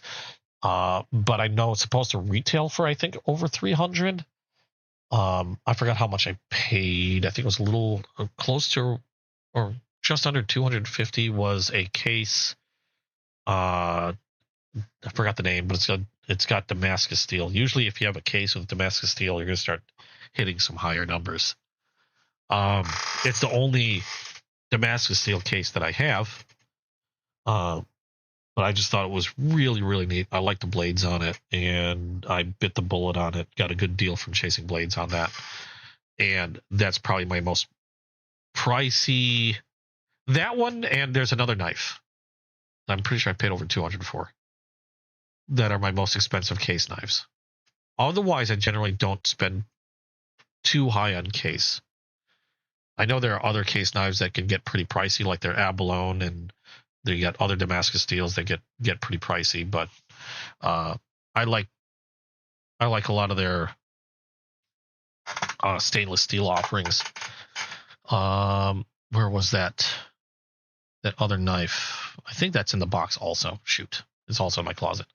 But the reason why that other case knife is expensive is because it was an older knife. It was created on the same year that I was born. So I hunted that one specifically down and paid a pretty penny for that one because it was the same birth year. That one I also got from Chasing Blades. I think it was part of Chasing Blades. I think it was part of Mike's personal collection. I think that's the only reason he sold it to me is because I was looking so hard to find one. You're getting a cold steel katana sometime next week.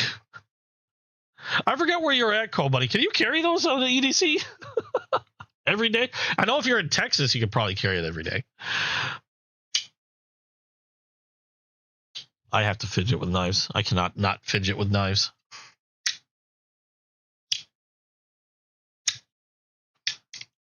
These are some fidgety knives. This one's really neat. I don't know if I'd ever carry it, but definitely something that was really cool that I wanted in my collection. The Infinite Power. It just has a cool name too. The Infinite Power. And just very unique looking. That's another thing. I like unique knives. I really got to stop though. I'm trying to refrain from getting knives that are so unique that they just end up in the collection and never be used. I mean, I'll still probably end up getting knives like that regardless, but I'm trying to stick with knives that'll carry around me, more often. So trying to. I'm not doing that great of a job with it, but I'm trying. It's hard sometimes. You see something that's like just really, really pretty, and then you can't. And then I have the willpower of a rock probably has more willpower than I do. At least it can still sit there and I don't know, be all stubborn and stuff. I have the willpower of a gnat. I have no willpower when it comes to certain things. But I'm trying. Oh, Florida has that too. You can technically carry a katana with you.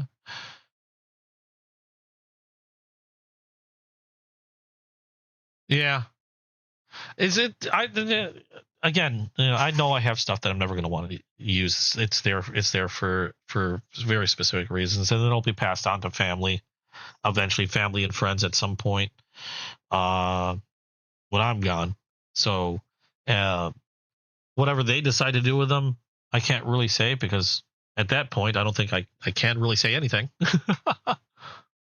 Hey, thank you, Mallory, for the sub. Welcome to the stream. Doing well. Hope you're doing well. Just sharing some, just talking about collecting knives at the moment. These were all knives that I got this last week. I like to do a little show and tell what new stuff I've gotten in the week, some unique stuff or new knives, and just got a bunch of stuff that came in like all at once. That was half of these I was expecting to come next week. I don't know what I'm going to do next week. Just shoot the shit next week. I don't know. I'll have to think of some specific subject next week. Maybe we'll do like, I don't know if we'll have time to do it tonight or today, because I probably got about like less than an hour left on this stream. I like to run till about 6 p.m. Central Standard Time. I don't know if I'll be able to do it today. I'll probably need a little bit of prep work, but maybe we'll do like top 10 favorite budget knives or top 5 favorite premium knives. I don't know. For me, like I said, my ceiling tends to be $300. If it's over 300, I mean, I'd like to get them, but I can only eat so much ramen before my doctor has a shit fit.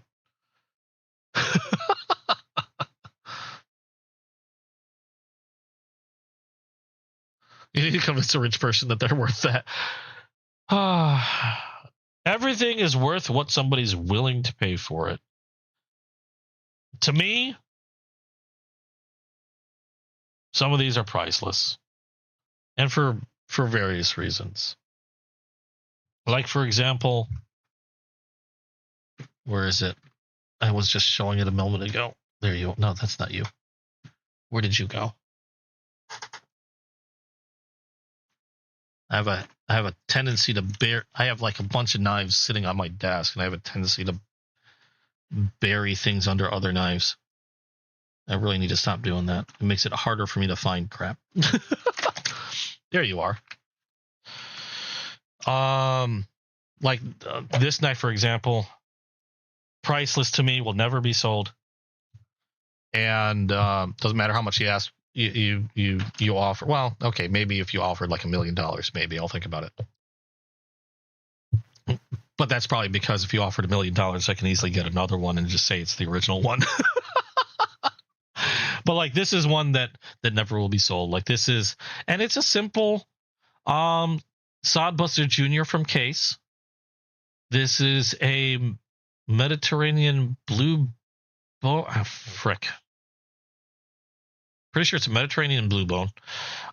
Peach sea jig pocket worn. I know that. But the reason being is because this is one of the first knives my girlfriend bought for me. It was a birthday present. And if a knife is gifted to me, then it's not going anywhere. It stays a part of my collection. I don't care how much somebody offers. I don't know why they would offer me $1 million for something they can buy. I mean, I think this one runs around like $60-$70 around there, roughly. Well, yeah, around $70-$80 maybe. So why would you offer me $1 million for mine? I have no freaking idea. But yeah, I would never sell this. This is priceless to me because of who it came from and the reason why. I've got other knives that I would never sell because, you know, they were gifted to me for whatever reason.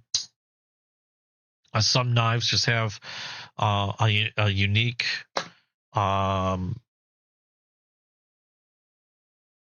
sentimental value to me, and those are not going anywhere. My squirrel knives I will not sell because, hey, you know, EDC Squirrel. I think, of course, going to hang on to my squirrel knives. No intention to sell those.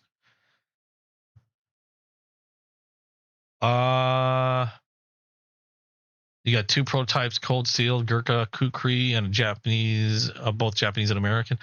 What's the third one on the right with the shield and the clip point? This one?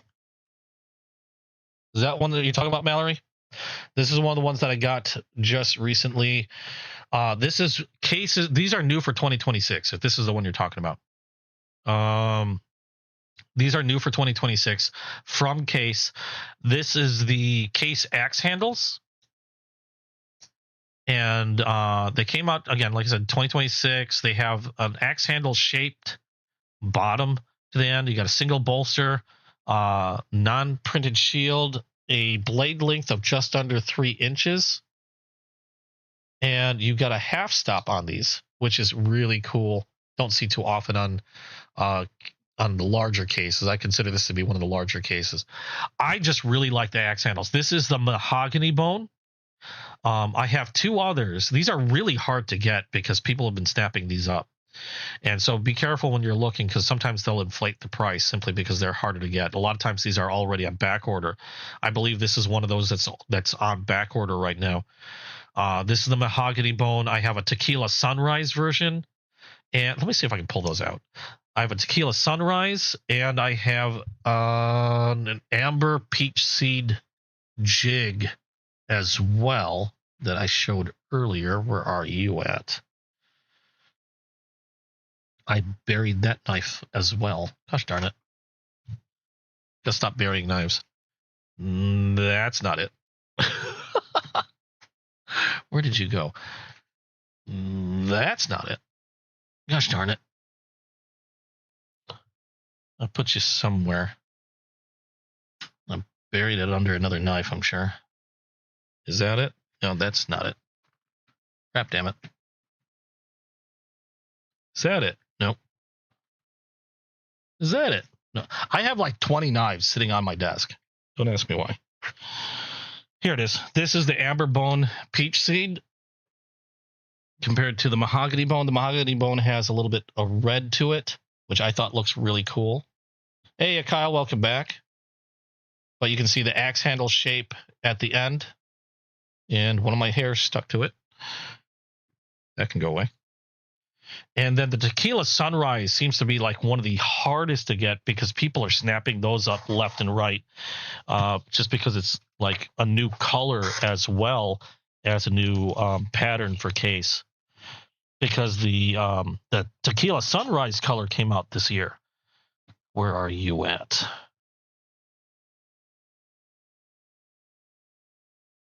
I have to dive into another case to see if I can find it. Oh, my knife case is here. Is that you? No, that's not you. Gosh darn it, where'd you go?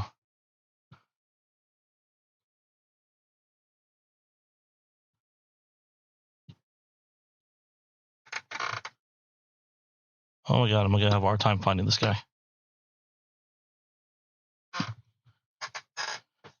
It would help if, gee, I wonder if there was a flashlight that helped me see what I'm freaking doing. Who has one of those? That's not it. Gosh darn it, what'd I do with it? I'm gonna freak out in a minute if I can't find it. Got a lot of crossroads.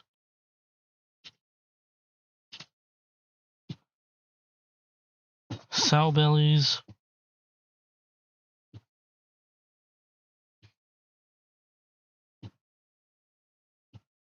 What did I do with my tequila sunrise axe handle?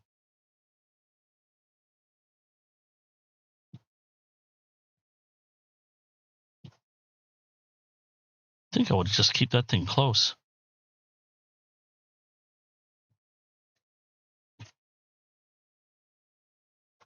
Okay, I have it buried around here somewhere. Unfortunately, let me just grab the case.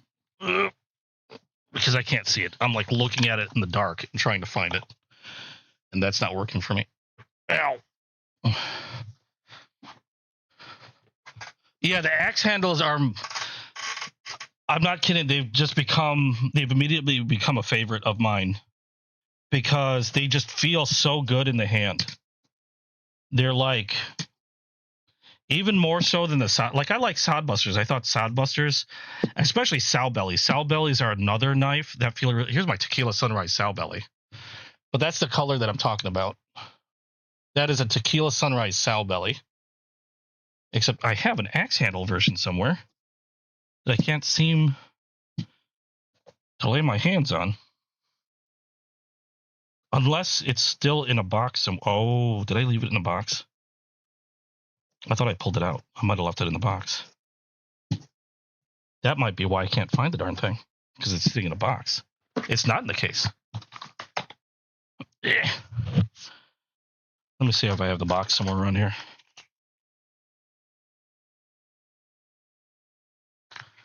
Buffalo horn jig trapper, that ain't it. If it's not in this box or in this pile, then it's probably sitting... Crap. I'm going to have to dig in there now, aren't I? Well, here I go, diving into my closet. If I suddenly lose you guys, send help. Ugh. I have a shoebox full of case knives because I have no way of displaying them yet. I've got to find a way to display them. So they're currently just sitting in a shoebox in all their boxes. And I'm trying to get a new display case so I can kind of put them up. It was in the box still. I'm an idiot. All right. This is the Tequila Sunrise axe handle. I thought I put it in the case. Or I have a hard case that I keep a lot of knives in. That's the Tequila Sunrise axe handle. And what kind of jigging is this? They have different names for the jigging. This was the Tequila Sunrise Bone Crandall Jig axe handle. And like this one, I think retails for about like $74. But the reason why I kept saying you got to be careful is because, like I said, this is a very highly sought after color because this is a new color for 2026. B, the axe handle pattern is a new pattern for 2026, and people have been really, really liking these. So a lot of these are out of stock and on back order. And the reason why I say be careful is depending on where you get them from, sometimes they'll inflate the price. I think retail, this is about $75. But last time I saw one of these go on auction, they went upwards of over $100. So that's why I'm saying, be careful. Some of them like to inflate the prices on you. Luckily, like I said, the people I deal with, like Chasing Blades, they don't bump the price up because something just because something might be harder to get. If they get a knife, they're going to sell it at retail. If it gets driven up on an auction, that's out of their control. People are bidding it up.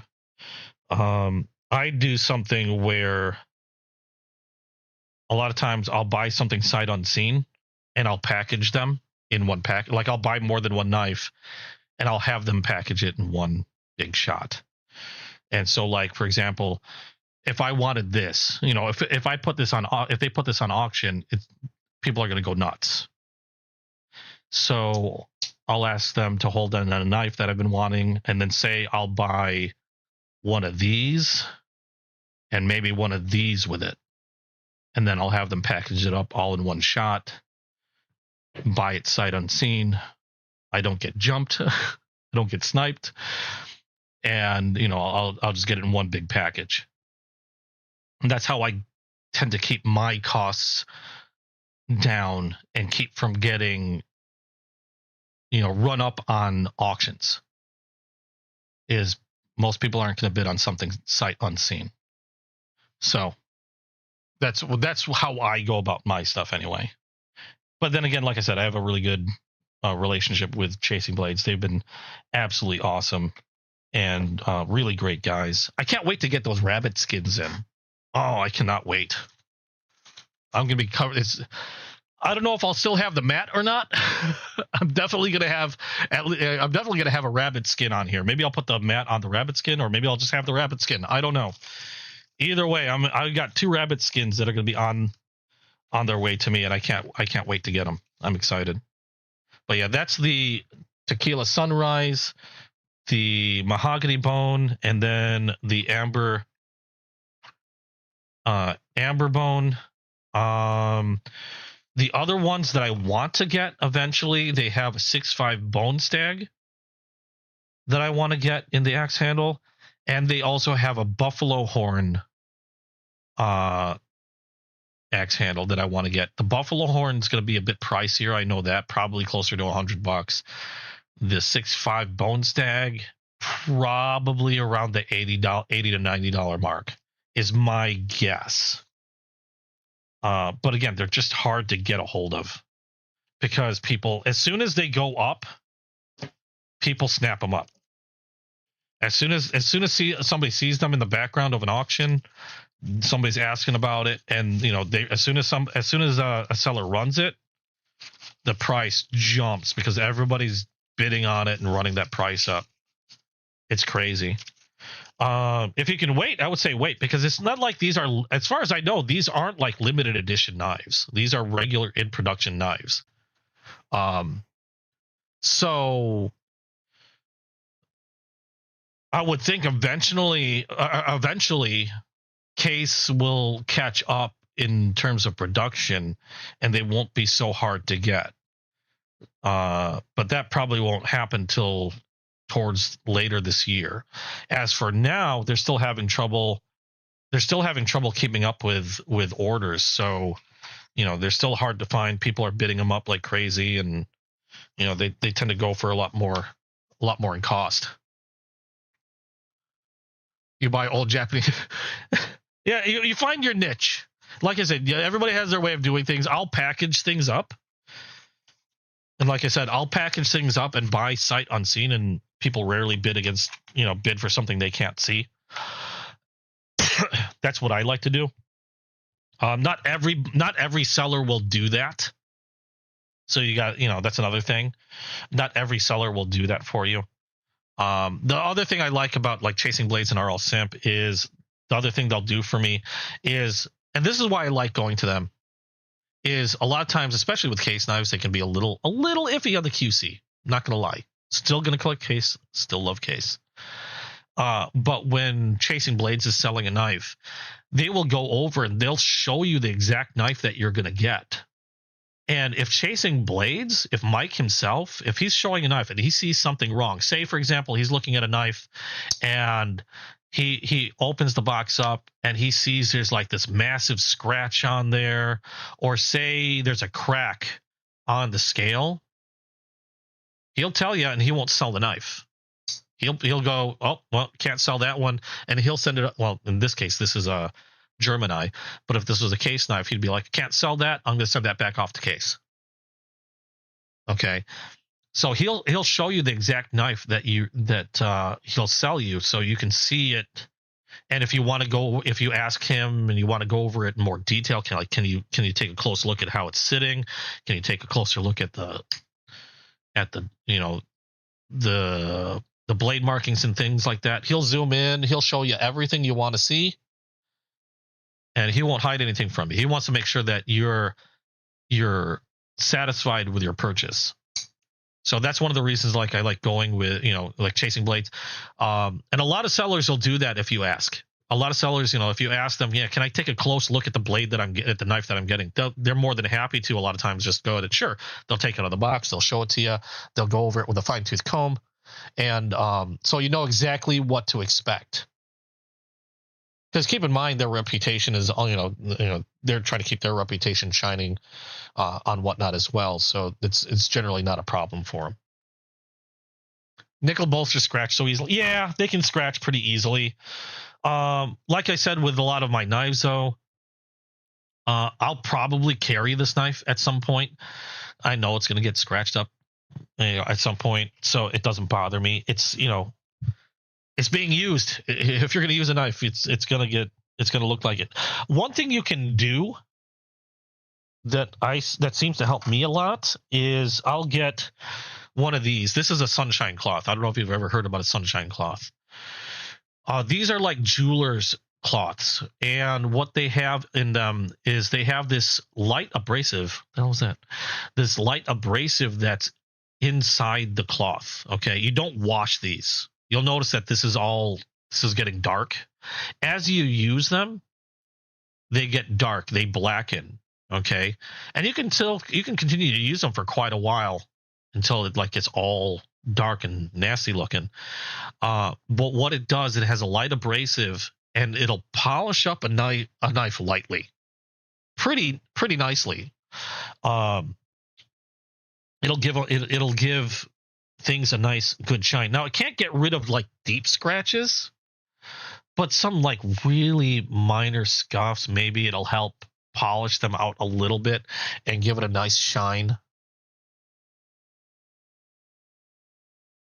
Just a little bit of rubbing. And then there you go. And again, these are called sunshine cloths. They're jeweler cloths. They look, at least when I get mine, they come in a package like this. Oh shoot, they all fell out of the package. That's nice. I usually buy like 5 at a time. I think they're like around $20. I've got 3 more that are still tubed up, but they'll come in a tube like this, sunshine polishing cloth. And again, you would use these until they get really dark and nasty. Like this one still has a lot of life to it. But once it's like all essentially black and used up, you just toss it. You don't wash these. You just toss it when you're done. Because again, it's got this abrasive that's impregnated in the cloth itself. That's how it does what it does. A lot of times they're also called jewelry cloths because they're used a lot of times for jewelry, like polishing up rings, things like that. People realize they're really great for giving a nice shine to some knives or blades. So I love them when it comes to giving a nice polish or shine to a knife. They work really well. They won't get rid of the deepest of cuts or scratches, but they do a pretty good job of buffing some of the minor stuff out. Oh yeah, I think I saw those. Those look pretty damn fantastic. Cool money. Okay. But yeah, really nice polish on the bolsters with these. Get a nice shine. You can use them for the blades, the shields. Sometimes I'll even lightly rub like bone scales, and they'll put a nice shine on the bone scales themselves. Like right on the ridges. Get a nice shine on the ridges of the bone. I probably should have done it before. That's got a nice shine to it. Let's see. Did I do the bone on this one? Let's see what this looks like. So, not the shiniest. Let's try giving that bone a rub. Don't hear that too often.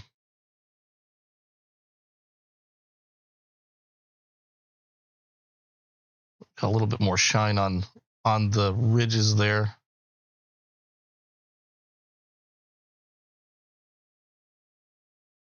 A little bit more. Not bad. But like I said, it's got a mild abrasive, so it's generally safe for most things, but you do have to be careful on some materials. It's possible that it could wear away. Like, for example, if you have any costume jewelry, that jewelry that's essentially plastic, but it's coated in like a metallic paint, so it looks like it's silver, but it's not. It's just like painted silver costume jewelry. If you were to use this on something like that, this is gonna take that paint right off. So you don't want to use it on like things that are coated to look like metal. It'll just take that coating right off. Again, it's an abrasive that's on this. So you don't want to use it for anything like that. I've seen somebody take a ring that they thought was silver, polish it up, and it removed all that silver paint, and you can tell it was just plastic underneath.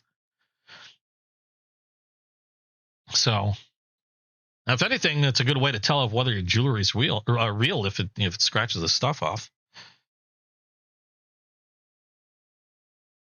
That put a nice shine on the shield and on the bolster there.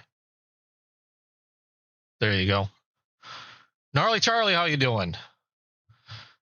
The Accidentals have different shields. You know what? I don't know if there's a reason why they have different shields. As far as I know, though, maybe that has to do with the type of bone. I don't know. Actually, now that you mention it, let me take a look at their site. Because again, they come in a ton of different materials. Let me see. Axe handles. They're going to come in a jig buffalo bone. They have a Caribbean blue bone, a navy blue bone, which has a red oval shield, dark red bone has a, I don't know what kind of shield that is. Maybe I think that's a scroll shield. The 6.5 bone sag, I can't see the shield on that one. The amber bone has that oval with a case on it. Actually, the funny thing is I'm not seeing the mahogany. That's weird. I'm not seeing this one on their listing.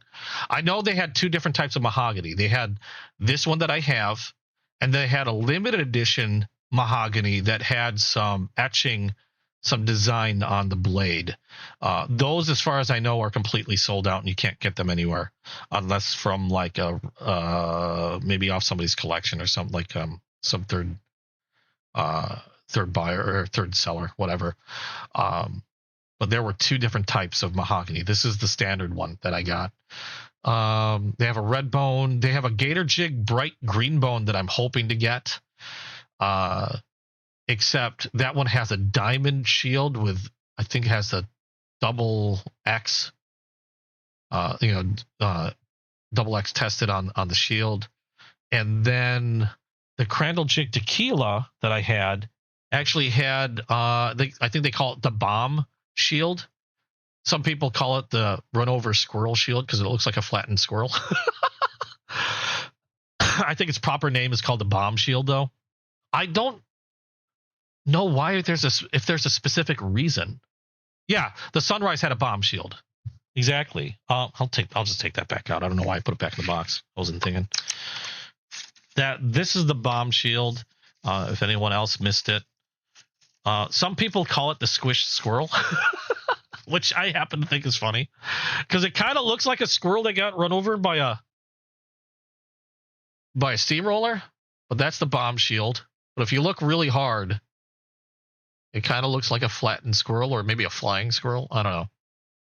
I know I've heard some people say flying squirrel before, but yeah, that's the bomb shield.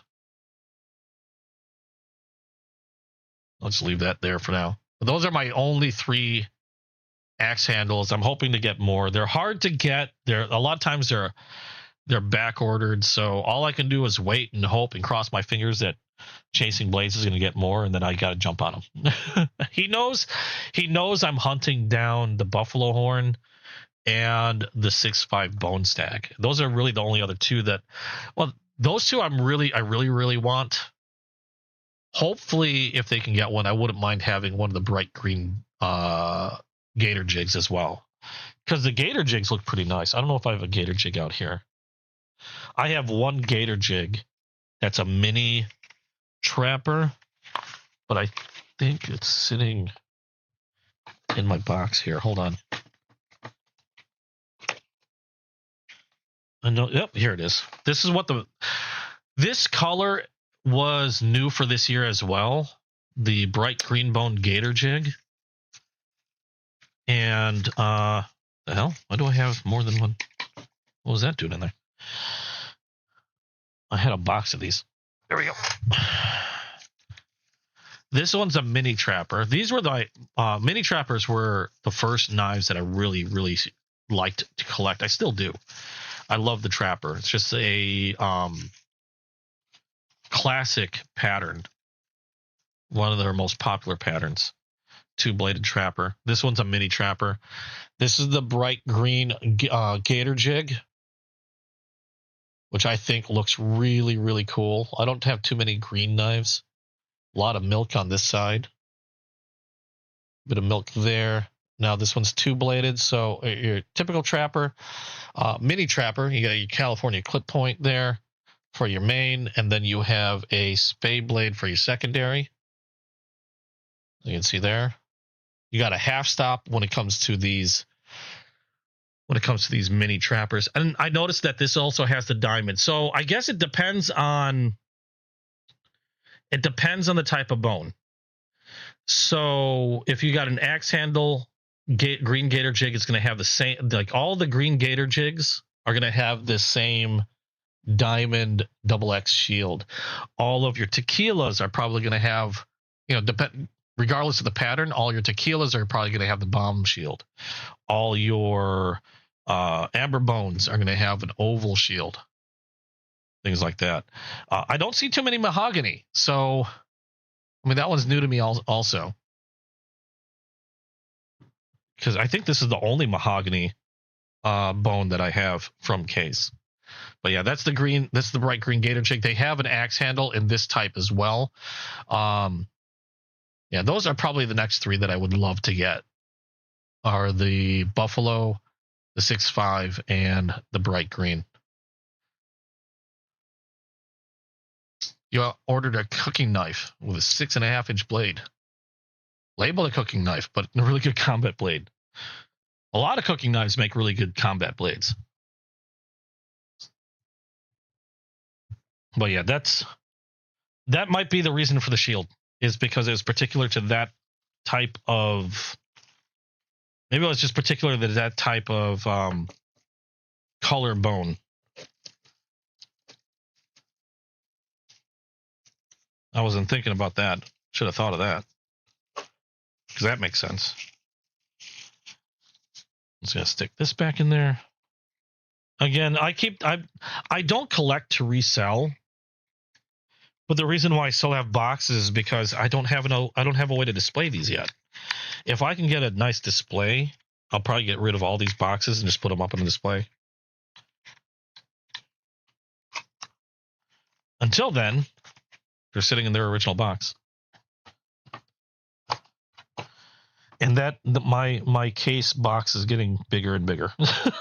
Or fuller and fuller, I should say. I don't think I can fit any more boxes in here. I'm going to have to get a new shoebox.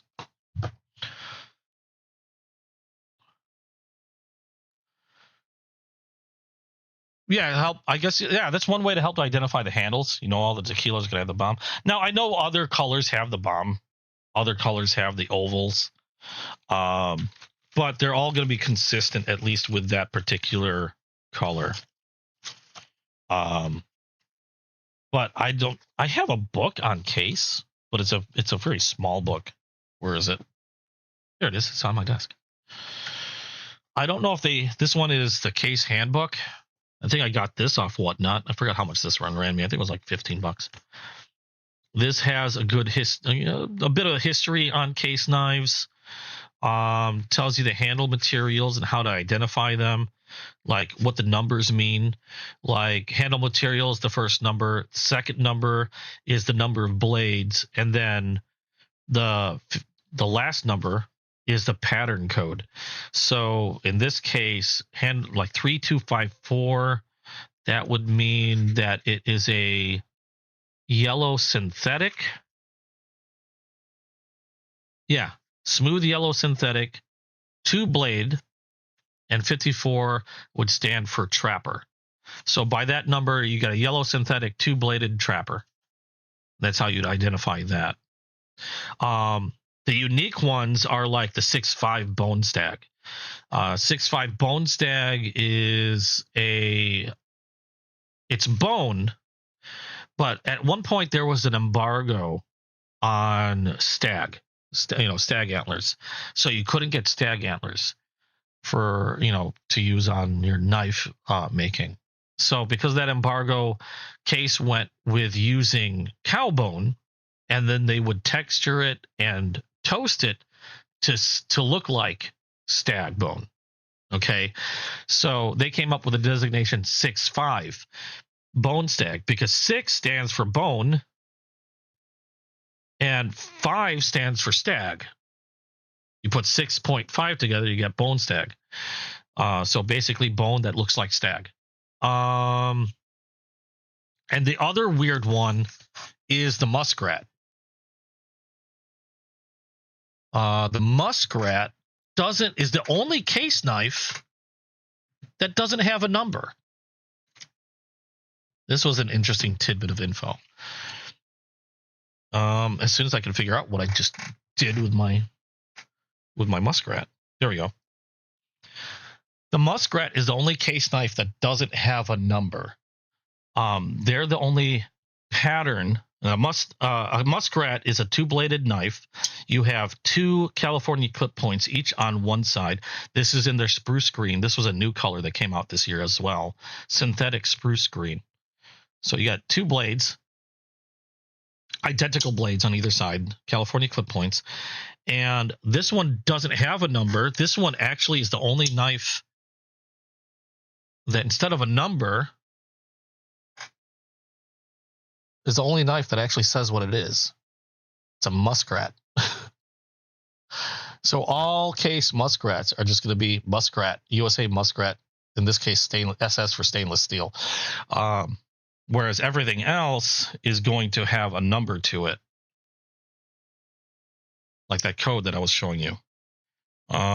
This one USA, and this one has 4138, and the SS for stainless steel. And 4 should stand for the orange synthetic, I believe. And then 1 because it's a single blade, and then the last two digits were okay. 4 stands for smooth synthetic of various colors, so that includes the orange. 1 for single blade, and then the pattern number for the sod buster. That's how that works.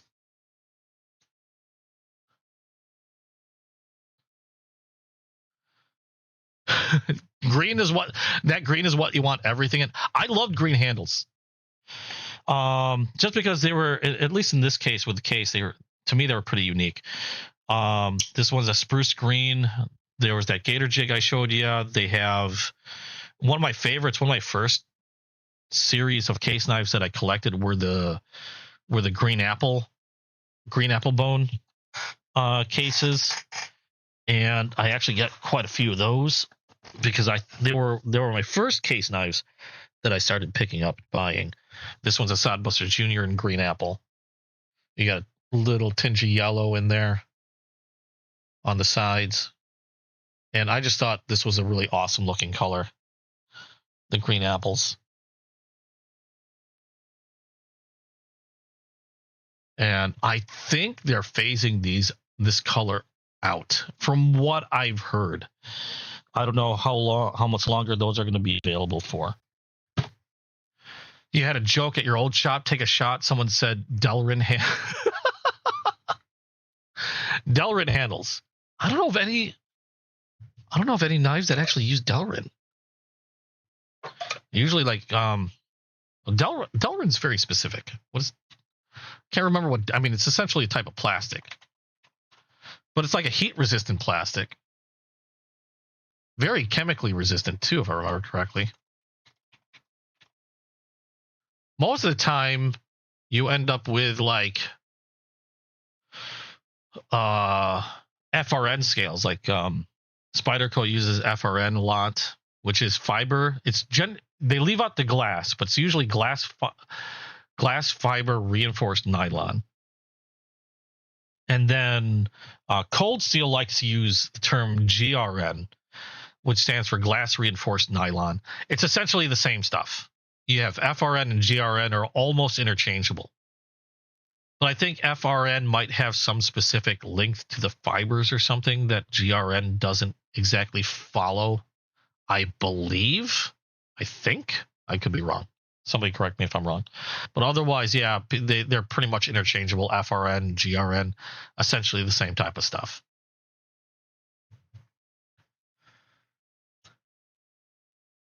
I'm not sure what Delrin. I know it's a plastic. I've seen it used for a lot of different stuff. What is Delrin? An engineer's guide to plastic that thinks it's metal.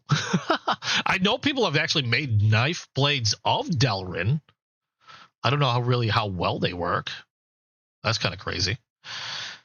You remember the green apple from a few years ago? Nice. Yeah. Like I said,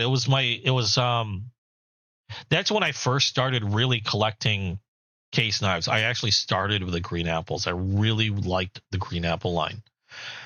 And so I ended up getting a few. I've got trappers of various sizes.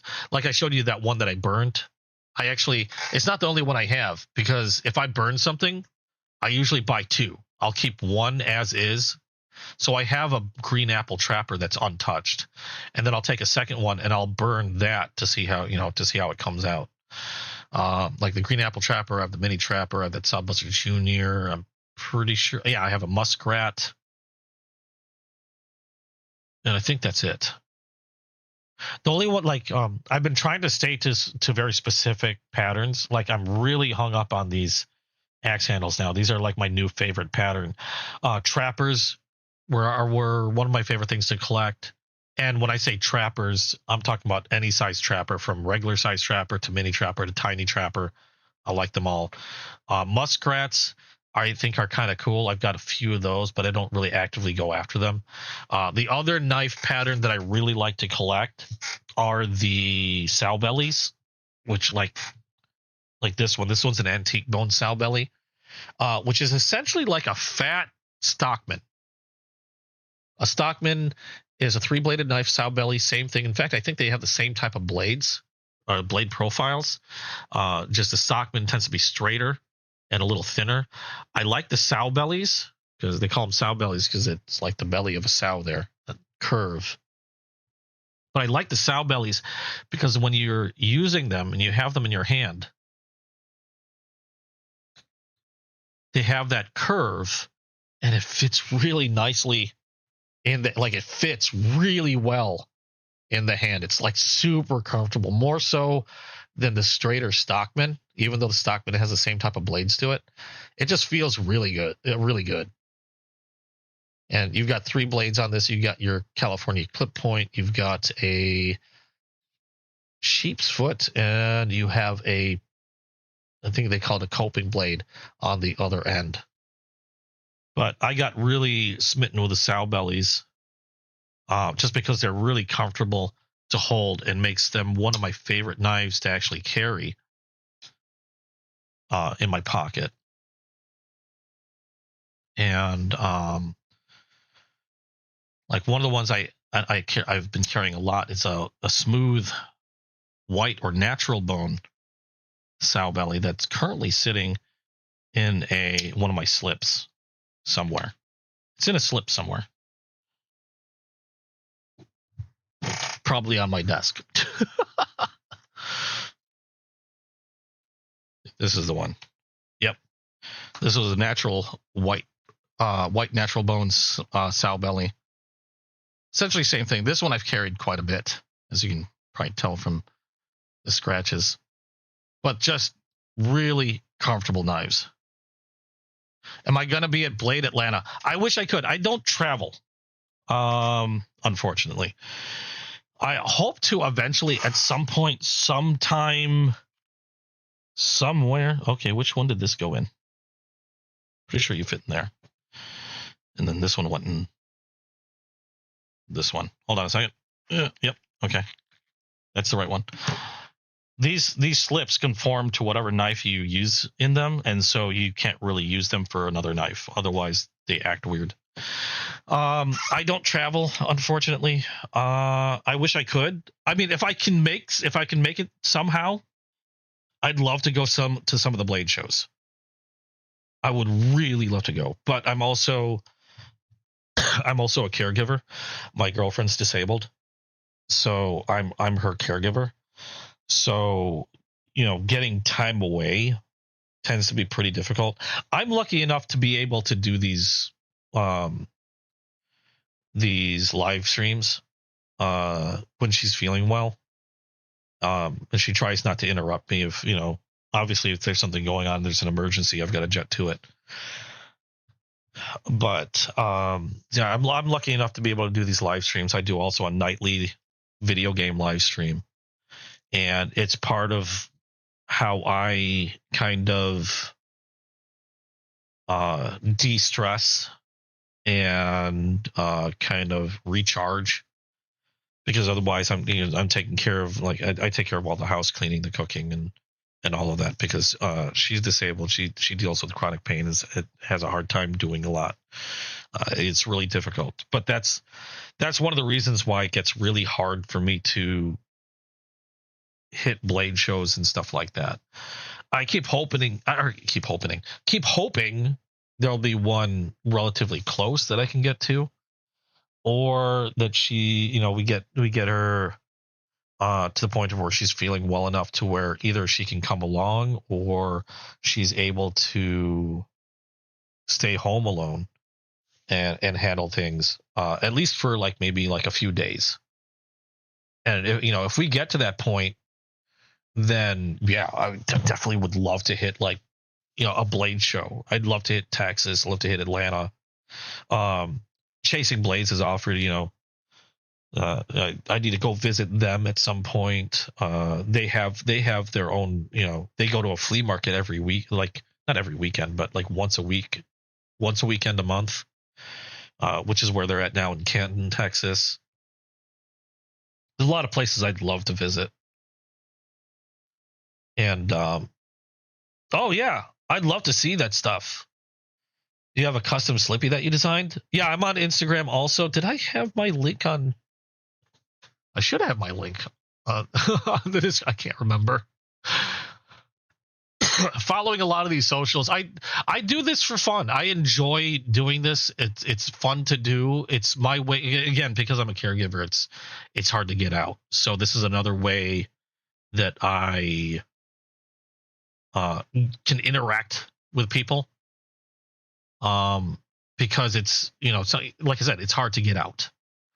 And it sucks because, she was the type, she loved to go out to eat. We loved going out and, eating, we've been to a few other types of conventions and stuff like that in the past. Loved doing that. And she's kind of a social butterfly.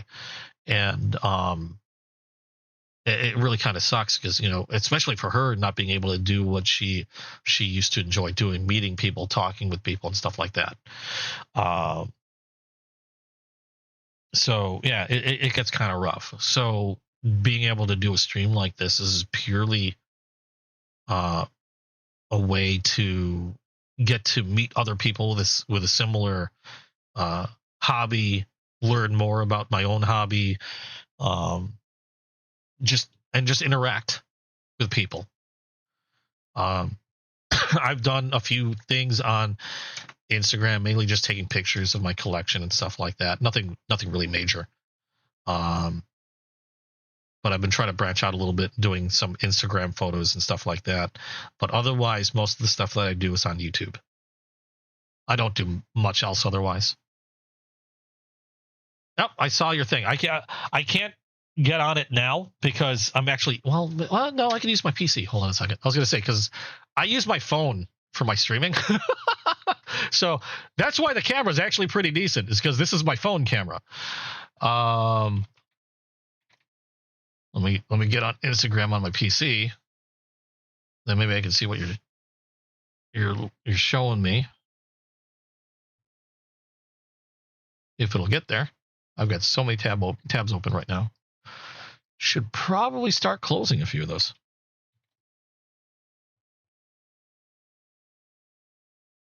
Okay. I've got messages. This is... Hold on a second. Am I on the right? Yes. Okay. Just want to make sure I'm on my account. I will follow you back.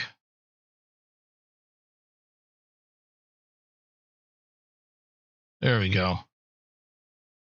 Yeah, it's hanging out, getting to interact with people.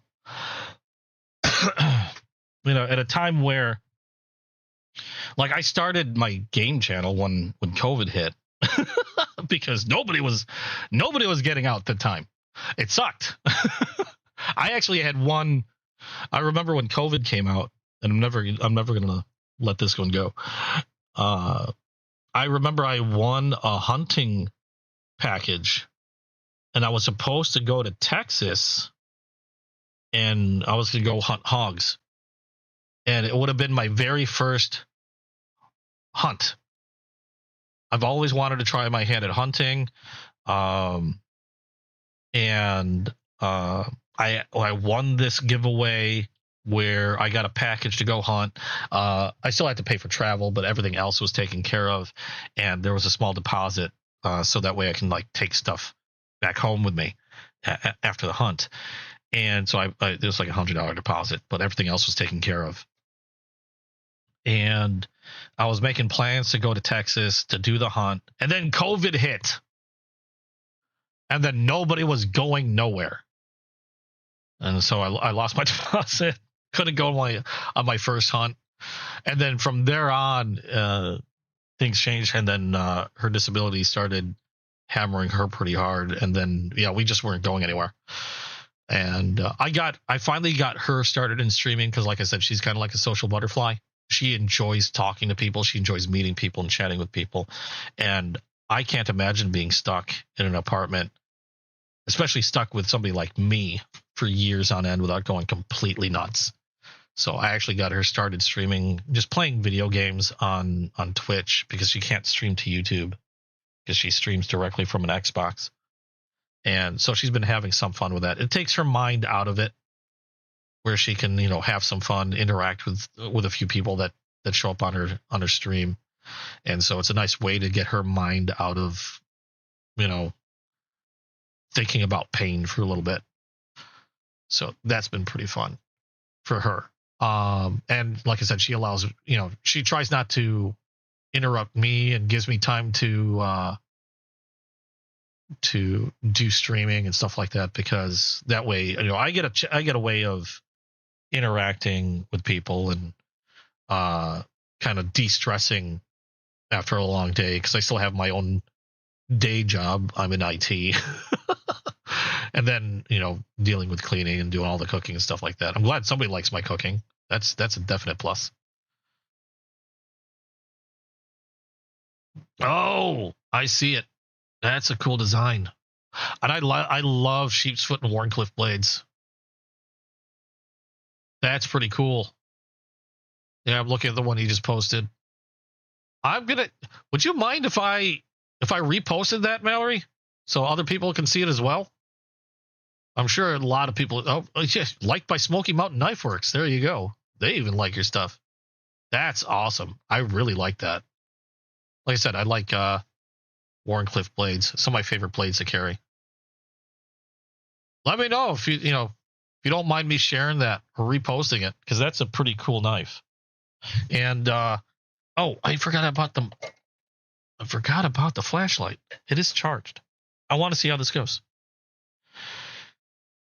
Because it's about 6 o'clock. I should be ending, but I'm going to try to go through this flashlight real quick. We've got UV. We've got a floodlight. I don't know how this works. Oh, yeah. Okay. So I should probably turn this light off. I'll just turn it off. Well, this doesn't help me. My other lights are on. Oh, turn that light off too. Boop. There we go. We've got a light. And look at that. Flashlight works. And that turns it off. We got a battery indicator. We have, I don't know. I have to read. Oh, that's the floodlight. That's bright as all get out. And then we have, wait, no, I think that's the beam. Then we have is this the UV? Yeah, that's the UV light. Okay. I don't think any of my knives are UV reactive. Actually, I have a knife that's UV reactive. Let's take a look at that real quick. And then I'm going to end up having to go because I know she's going to want dinner and I'm getting hungry. Oh, the Nathan Raptis, custom maker there in Georgia. You're just the designer on that. Awesome design. Don't say just designer. You designed that thing. That's a beautiful piece of art there. It's so beautiful. I'm going to repost it. Thank you so much. So that knife that RL Simp collaborated with Case on is supposed to be UV reactive. So I'm going to take a quick peek because I don't have too many UV reactive knives. I have a few, not too many of them. And this is the only one I can think of on hand that should be UV reactive. Let me move this off to the side. That was the custom one that RL Simp made with Case in limited edition. Oh, yeah. Wow. That's why they call it the Caramel Apple Glow. Look at that shine, that UV. Holy crap. Now, it's not glow in the dark, but it's UV reactive. Oh, my God. That's a bright green. Hey, I got a UV light now that I can play around with. That's awesome. I didn't have a UV light before I got this Arc. This is the Arc Pro Ultra from Olight that I was playing around with. But wow, does that thing glow under the UV? Holy cow. I'm going to, hold on. No. Stop. Turn off. Okay. I've got to find another one. Where's another U? Hold on. I know I've got a few, or maybe one or two. I don't have that many. Crap, damn it. Is this one? This is the Ultimate Warrior Rhino. This was a collaboration between Blade City and Ramet. I believe this is also UV reactive. This is going to show stains. So this is a handy one to take with you to like a hotel.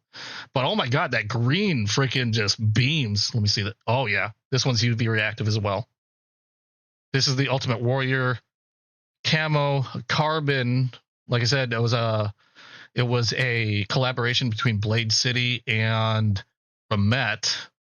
So that's pretty freaking cool. I get to do this now. This is cool. I have a flashlight I can do this with. That's awesome. I am so happy I got this thing. I completely forgot that I was charging the flashlight because we unboxed this today. But that's just the most. That glow is crazy impressive, though, on that caramel apple glow. That's nuts. I got to see. I don't know if I have any more. Oh, this is going to be a problem. I don't know if this is. I don't think this is UV reactive. Okay,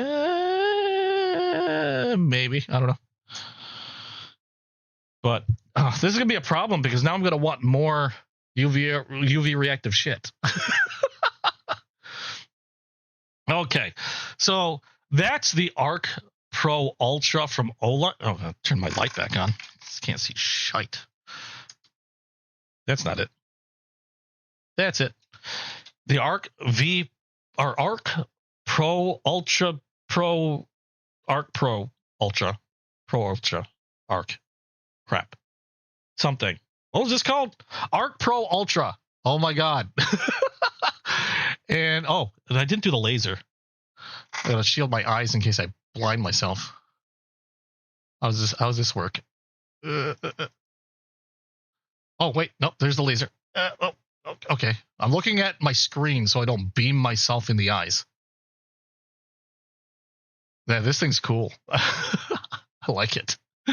Turn it off. Okay, there we go. Unfortunately, I am out of time. I'm like 7 minutes over, and I know she's going to be like, I need food. Because I know I need food. But thank you, everybody, for joining me. Hope you guys had fun watching. Hope you guys had fun chatting with me. Thank you so much for spending time with me. If you liked what you saw, please drop a like down below. And if you haven't yet, hit subscribe and hit that notification bell so that way you'll know when I drop a new video.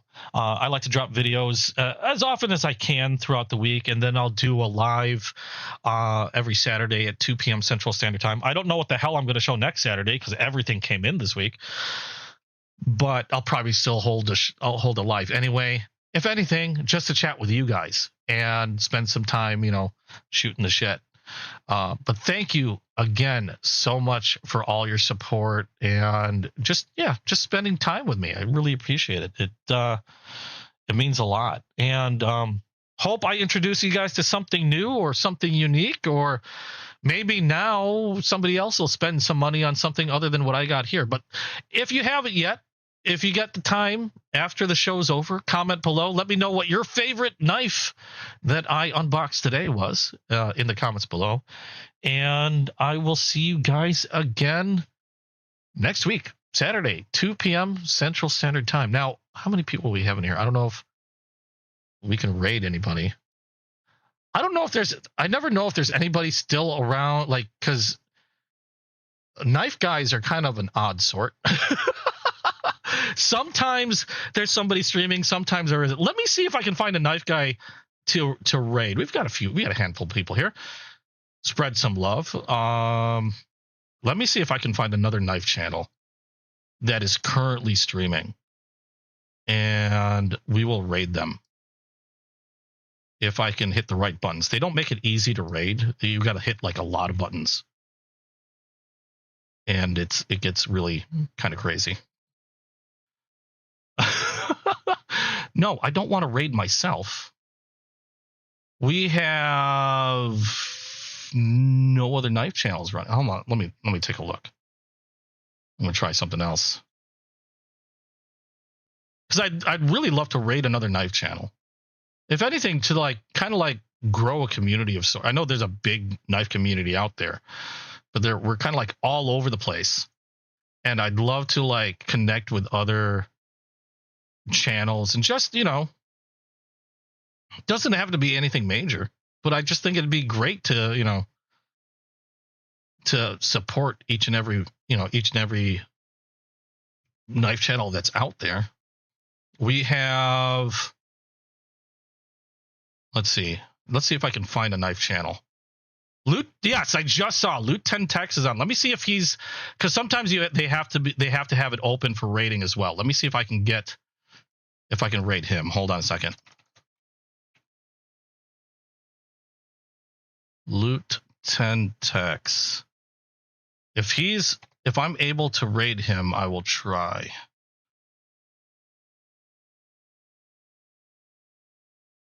Give me a moment.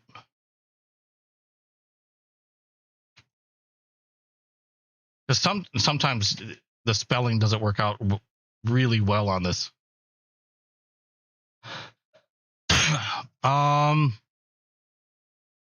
You know what? He's not open to rating. I don't think he has his set up to be rated, so I can't rate him. That's kind of a bummer. Hopefully maybe next time. Let me see if I can find somebody else. Yeah, but I can't rate him because the person you're rating has to have it set so that way they can be rated. Otherwise, what ends up happening is I look them up and they're just sort of grayed out, which is kind of a bummer. I don't know if there's any other live knife channels. Let me see if I can find anybody that might still have, like, other than me. Fuck TV. Yeah, I'm trying to find a knife channel, Terry. I know there's a lot of video game channels that are running live, but I'm just trying to find a knife channel that might be streaming because I'd love to be able to raid one of those. Let me take a look at Cutlery Corner. Oh, Cutlery Corner seems to be selling stuff. Well, you know what? They're live. Let's see if we can raid them. Let me check. Nope, can't raid them either. I think they're new to it. I can't raid them either. Oh, kind of a bummer. Or wait, you know what? Let me try it this way. Because I just realized oh, no problem. I might have to be subscribed to them. No, they don't have it open. So yeah, I can't raid them either. That's kind of a bummer. Like I said, I'd love to be able to raid another knife channel just because, like I said, I'd love to be able to try to connect the community together. But I think a lot of people that are running knife channels aren't fully aware that raiding is a thing. Because I know for a while, I mean, Twitch was the big thing when it came to rating other channels, and YouTube, it's still kind of new, and not. I'm finding a lot of people aren't aware that ratings even a like. I've bumped into a lot of people that weren't aware that ratings even a thing on YouTube, and let me try. We'll try one more thing. If we can't rate a knife channel, we'll rate a video game channel or something. We'll rate somebody. Just try and make somebody's day. But let's see here.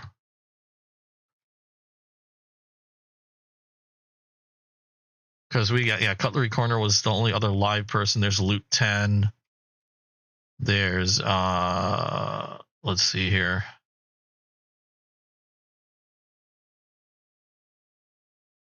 Live.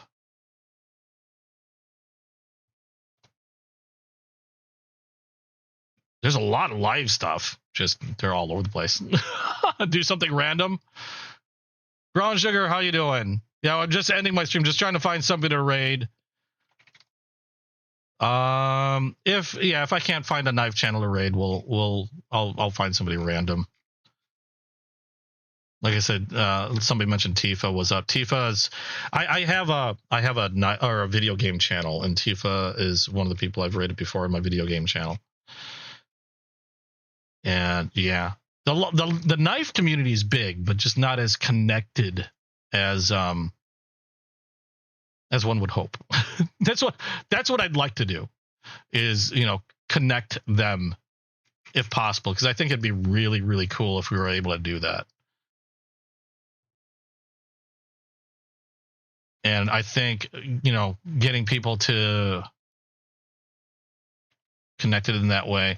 Yeah, I wish I could raid Cutlery Corner, but yeah, they don't have their stream open to raiding. So tell you what, okay, we can raid a video game channel. Let's go raid Buck Tifa. She's playing, I don't know what she's playing. She's playing a zombie game, I think. So if you're into video games, let's show her some love. Let's support some of the smaller streamers and whatnot. And I'm a smaller streamer. Let's support another streamer. I'm a tiny streamer. What am I saying? Let's spread the love around. Thank you guys again so much for joining me, and again spending time with me. You guys freaking rock. But I gotta head out. I need food. Thanks again. Please stick around for the raid, and hope to see you guys in the next video. Bye-bye.